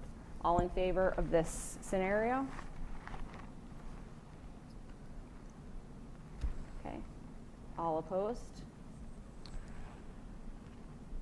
And Okay. I'm going to say that, Val, you made a very strong case for those marginalized groups, right? Like,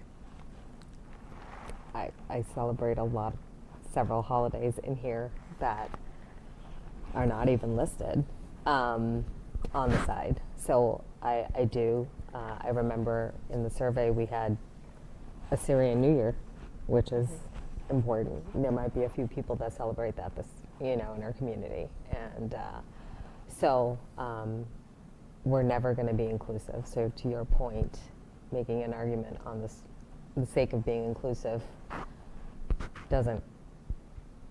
this isn't it. So so I appreciate your perspective. Thank you. So that motion fails. So would someone like to make another motion to see if we reach a different outcome? I think the other motion, Bao, it sounds like you're ready to make that motion, which is to revert back to the draft we started this evening with. Yes, I want to make a motion to approve the 2025-26 calendar, school calendar that's presented to us in the folder with no holidays off for the next school year, so that we can collect data from the community, from our students and teachers, to make sound decisions in the future school calendar. I just would note that Christmas Eve remains here. Mm-hmm. Could I make well, maybe we have to wait for that, but that would be my question, is could it even be a half day or something Christmas Eve, or is that a must day off? No. In the sense of, I do think it's, and I think that came up at the last meeting, that there are people who, celebrate Christmas Eve and those who aren't, or is it the feeling that there would just be nobody at school? That would be my feeling. I'd want more data on. I'd worry about staffing ratios and the number of students. I think, to me, that's another piece we've talked about previously. Is again, you don't want to schedule a day of school that people can't show up to, for whatever reason that might be, culturally speaking, within our community. If you have the majority of kids not show up, and I don't know, we have no, similar to the other things, and to Val's point on Good Friday, we have no data actually on how many people this impacts, which is kind of why we did the survey, because that was one of my concerns about removing Good Friday and the Jewish holiday as well. Just what is the impact on our staffing? And a point that's been brought up by members of the Milton Interfaith Clergy Association at different points as well.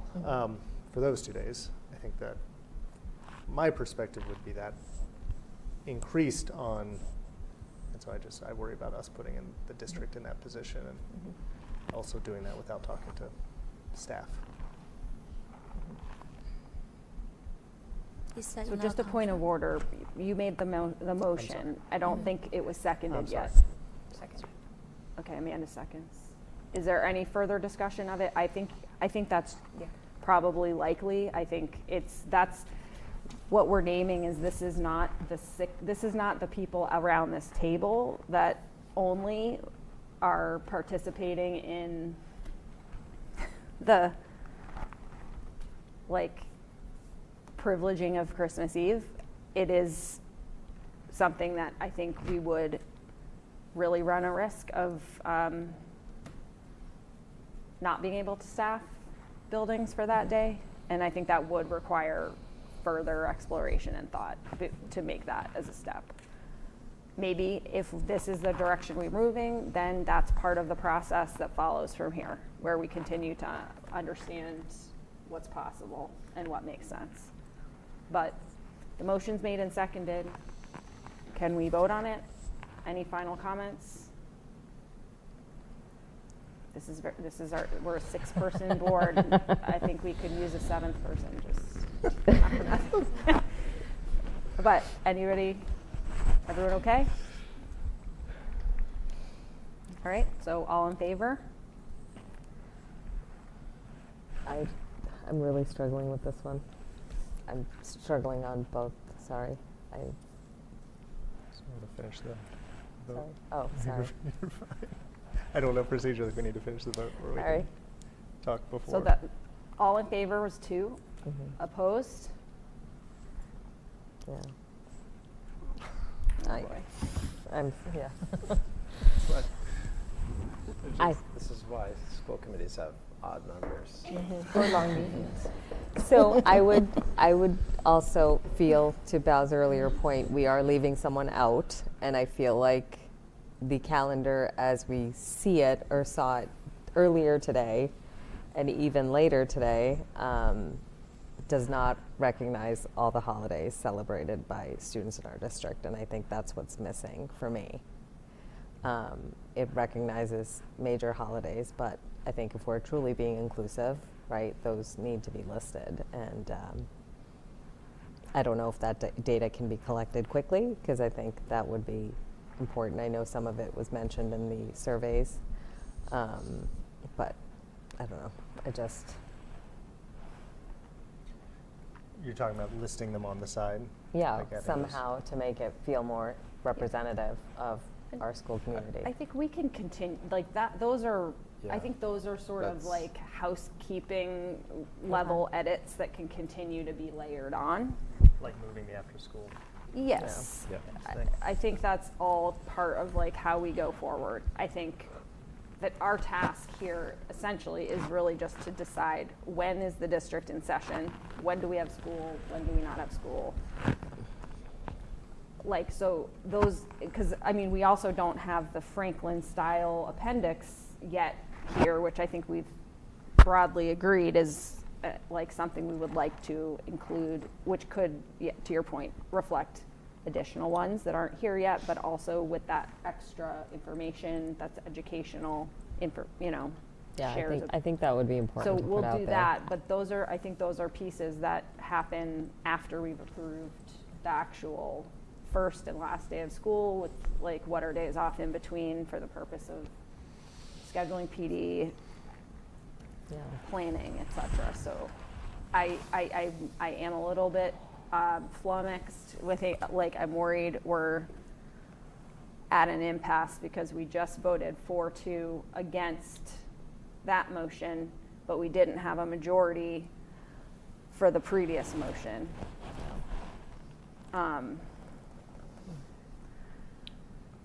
And this is stretching my chair.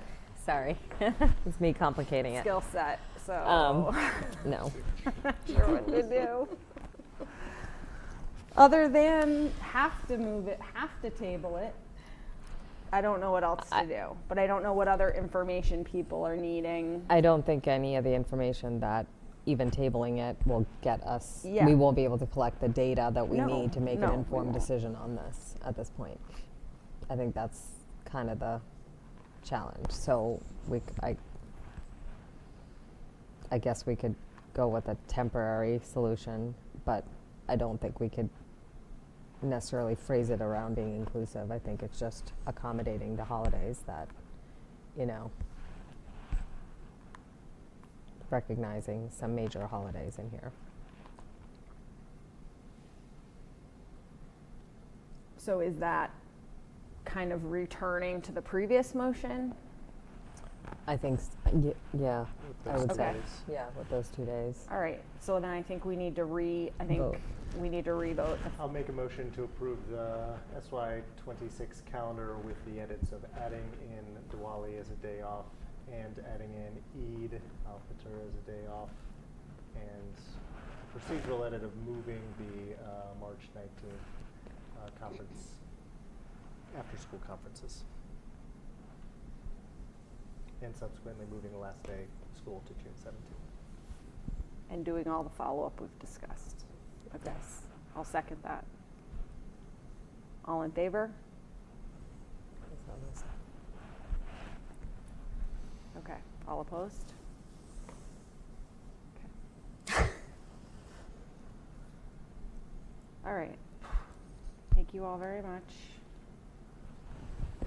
Deep respect for each of you, just want to say. And we'll keep going. So,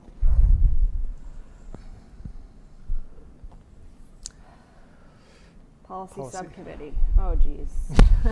I think we just talked about it for like the last hour and a half. So I think outside of the calendar discussion, we have the Title IX policies that have been put into our folders. I think I think we need to do an expedite vote on the previous version before the voting we did back in August. So it's really, so we didn't really discuss it. I think there's language in there that, sorry, I need to find it. Yeah, policy AC, ACR, Yes. ACAB. Yep. Can you clarify just what specifically was changed within? I didn't see. I don't see a redlined Yeah, I didn't see version, which makes it hard to even get to a vote tonight for myself. Oh, they were going to put a red line because version, there isn't right? one. Yeah. That's what I was, yeah. This is a reversion back to the previous. Yeah, it's a reversion to the That's what I previous thought. version. But I would still love to see what Yeah, what's that the difference? means.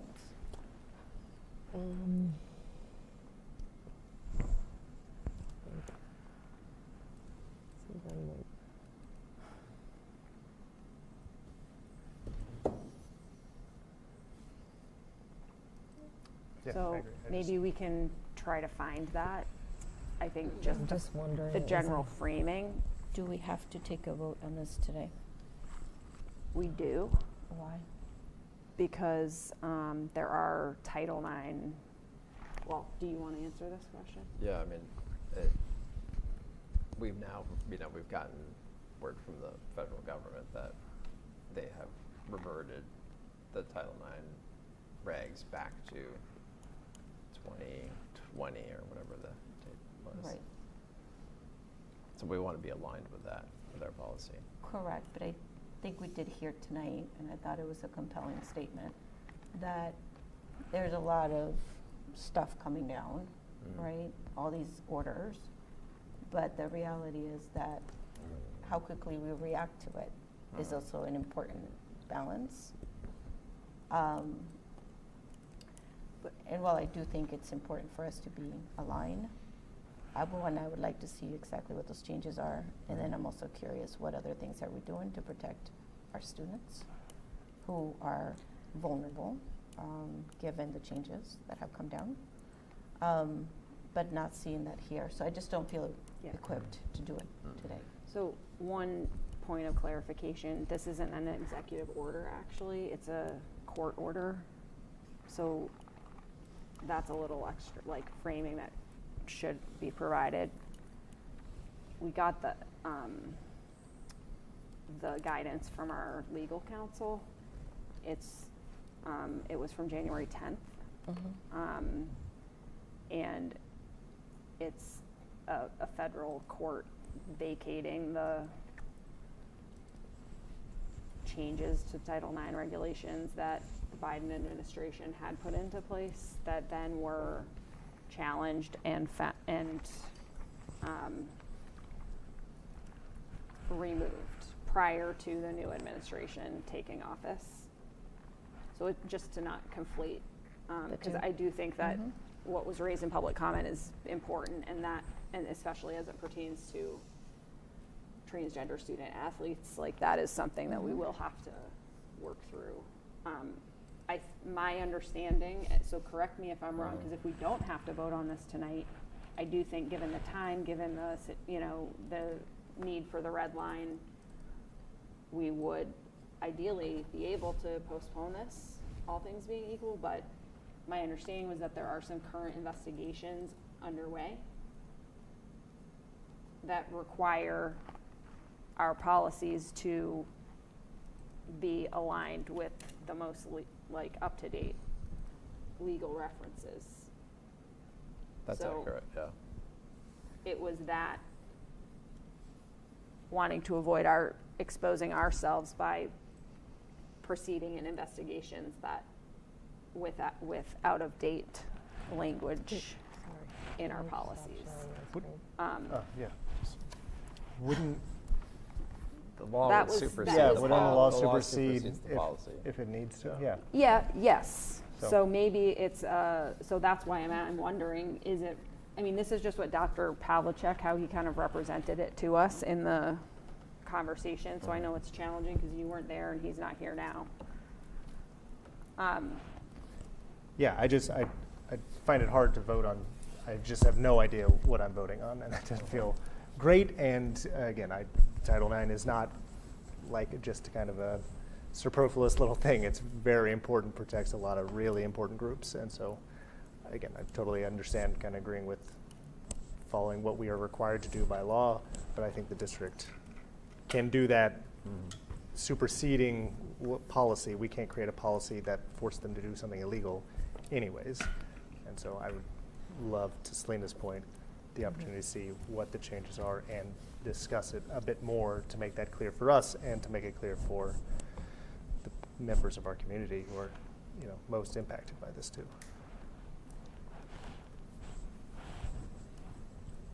We Is can do that okay with you? Yep, yep.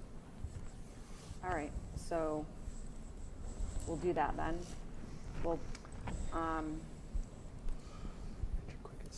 make sure that we get more precise red line versions. Thank you. And bring that back next time. I don't think there was anything else under policy for tonight, right? No. Okay, so we can quickly move through these other pieces. Facilities is next though, so I'll stick with you. So facilities was pretty, was actually our quickest meeting ever that we had for facilities. We just got an update from our facilities director, Tom McCarthy. He talked about just kind of hold on 1 second, sorry. 14 windows open. So he talked about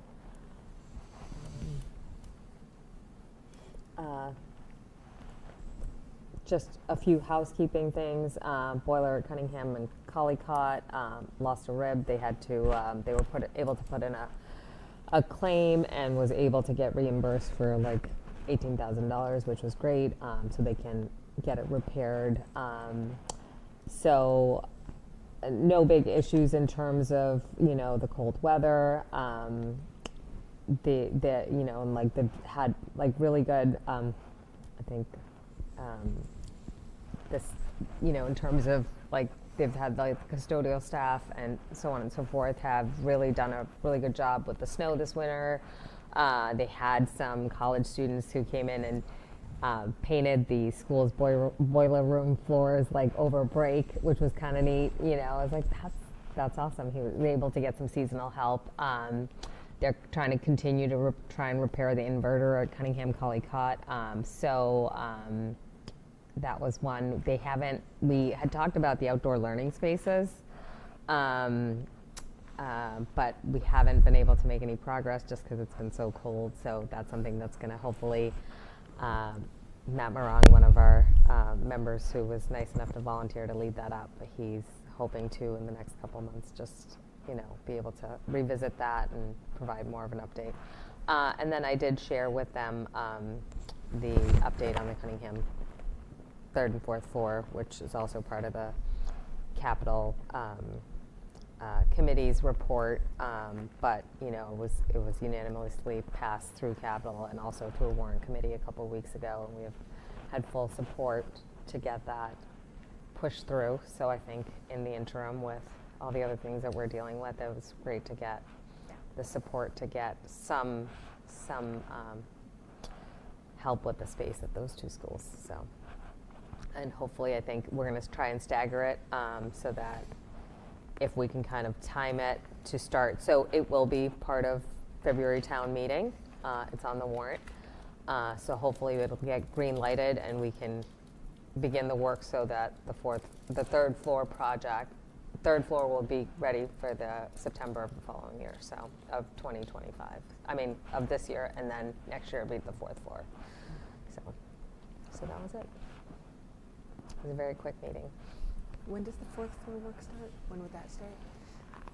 Next year, but we would order all the equipment. That's what was the big thing with the lead time on the equipment. Let's start this summer. Yes, but the third floor would start this summer. Yes, Yeah. sorry. Yeah. So hopefully by September, there's some logistical things that were brought up, like Camp Cunningham and so on and so forth, but Peter said he'll take care of all that, so. We'll figure it out. We got This it. wizard We wand. got it. Yes. But yeah, so hopefully by September, you know, we'll have, you know, and there was some discussion about the library, what happens to that, you know, could kind of exist throughout the building. It could be in one classroom and so on and so forth, just to kind of get us through that next year and then go into the, so that's good. That's great. Mm-hmm.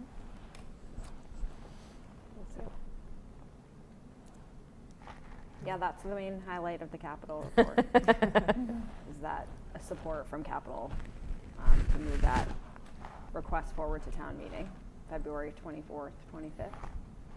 So hopefully that will pass, but it's really good to have their support along with the warrant committee. And over the next few weeks, capital will be continuing to hear more about and vote on FY26 capital requests as we move towards the warrant for the May town meeting.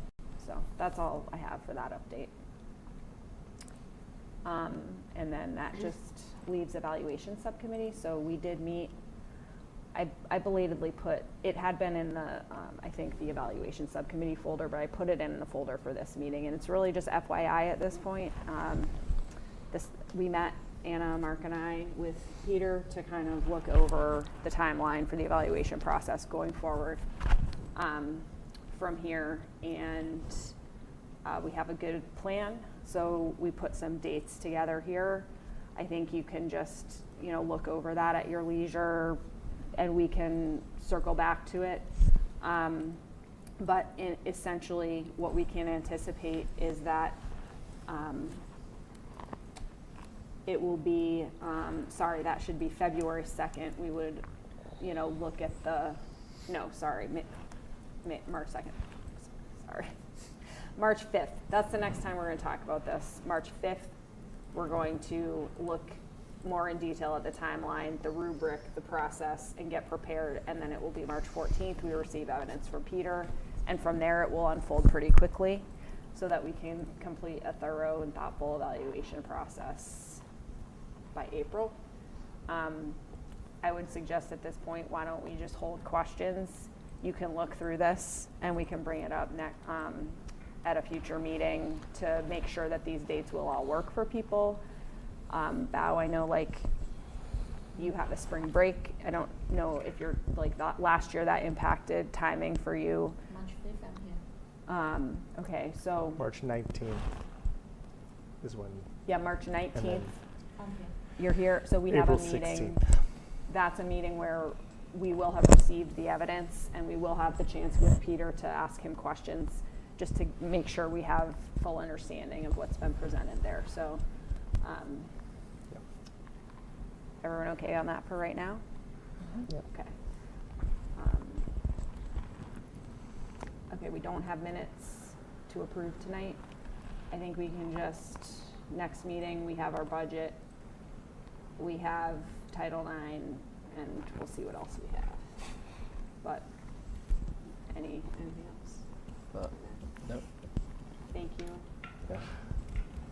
It is before 11. I'm I want to sorry. know what Regina's bet was. She's usually really good at knowing. I'm sorry, but yes, but you know what? Thank you for all this great discussion. I feel like on a number of really important, very different things tonight, we had really good and important discussion. We'll be together over the next week. You can follow up with me individually again about Monday 5 p.m., Tuesday 7 p.m. with the select board. That has been posted. So. Where is the select board meeting on Tuesday? It's at the Council on Aging. Yeah. And we'll get more information as I get more information, I'll share that with you. But my expectation is we are the main agenda item. It should be early in the meeting. And I do have a question about that meeting. What is kind of the strategy of going and presenting there? Like, what is, like, I know we talked about some of the areas, and I apologize for bringing this up now, just thinking, we talked about, like, you know, closing the gap, right? Like that 2.3 or whatever it is, but like what is kind of our plan to getting closer to that for, you know, to kind of justify if it's a level service budget or whatever number that they recommended or what was kind of proposed out there, like what is our strategy? Because I mean, it's, you know, like, because if we're all working towards the same goal and we're helpful, then I guess it makes sense, but we haven't really discussed what the approach is, or we just kind of, is it kind of like we're just jumping at with comments, like how? You're right. It's kind of coming together here quickly at the end before this, like right before this timing of this meeting. I think Monday morning, finance, the topic is this FY26. So I would say for those of us. Is that a cross-posted meeting for all of us? Has that meeting been posted already? Because I was wondering if we could just post it as a... School committee, cross-post it? We can. It's not too late. Because we haven't had that opportunity to talk. I'm just wondering, because like there are going to be a lot of questions and there's no, I think like there's no too late. strategy to post. So it'd have to be 8 a.m. because it's Monday at 8 a.m. So it'd have to be tomorrow at 8 a.m. posted, which it won't be. Like I would hate to go in there and just kind of not make a strong case for it, or, you know, and are we all aligned on what the case is that we're making? You know, is it level service? Is it needs-based? Is it, you know, what do we really need? And, you know, what is that number that will not put us in the situation next year where we're need another override? You know, like we haven't had that discussion. So, you know, basically, like I would love Katie's kind of guidance on that so that we're all aligned on what we're asking for.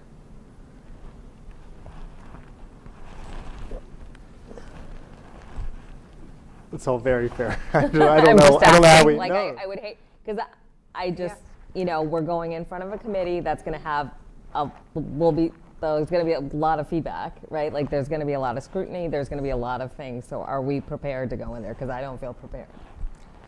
I'm happy to pretend I am, but I'm not. Fake it till you make it. Well, and I do think this is where our finance subcommittee, you know, they are coming into it with the most knowledge sort of built into the way you're totally right. It like better would have been to have one more week to have that like fuller opportunity. We just don't have that. So I think in terms of what we could do, I mean, what do you think makes the most sense? I think finance is meeting Monday morning. I would say anybody who can who is in, you know, can attend that meeting.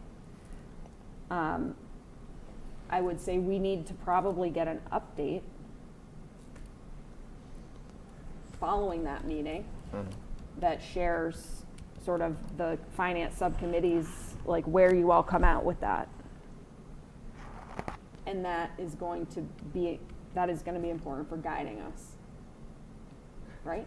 Yeah, I mean, that was the With plan the two for of you. Yeah. Monday morning, yeah. Yeah, I mean, I think the presentation, the conversation with select board is not much different than we've had around like what is our level service amount, what is our needs.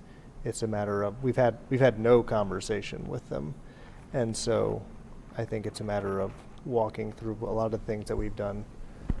We've shared previously with this group, right? We talked a bit about today even, but the prior budget presentations that Katie and Peter have done, I think my understanding is they are working to refine those and they will be having like the presentation to select board. We will be there to support and to add color and context and things like that. But it's mostly getting the select board to understand where our level service number comes from, and also to try and to the point thing you were doing so well earlier around trying to convince around that level service isn't not like here are our needs and why these are our needs and why they should be considered within this context of an override.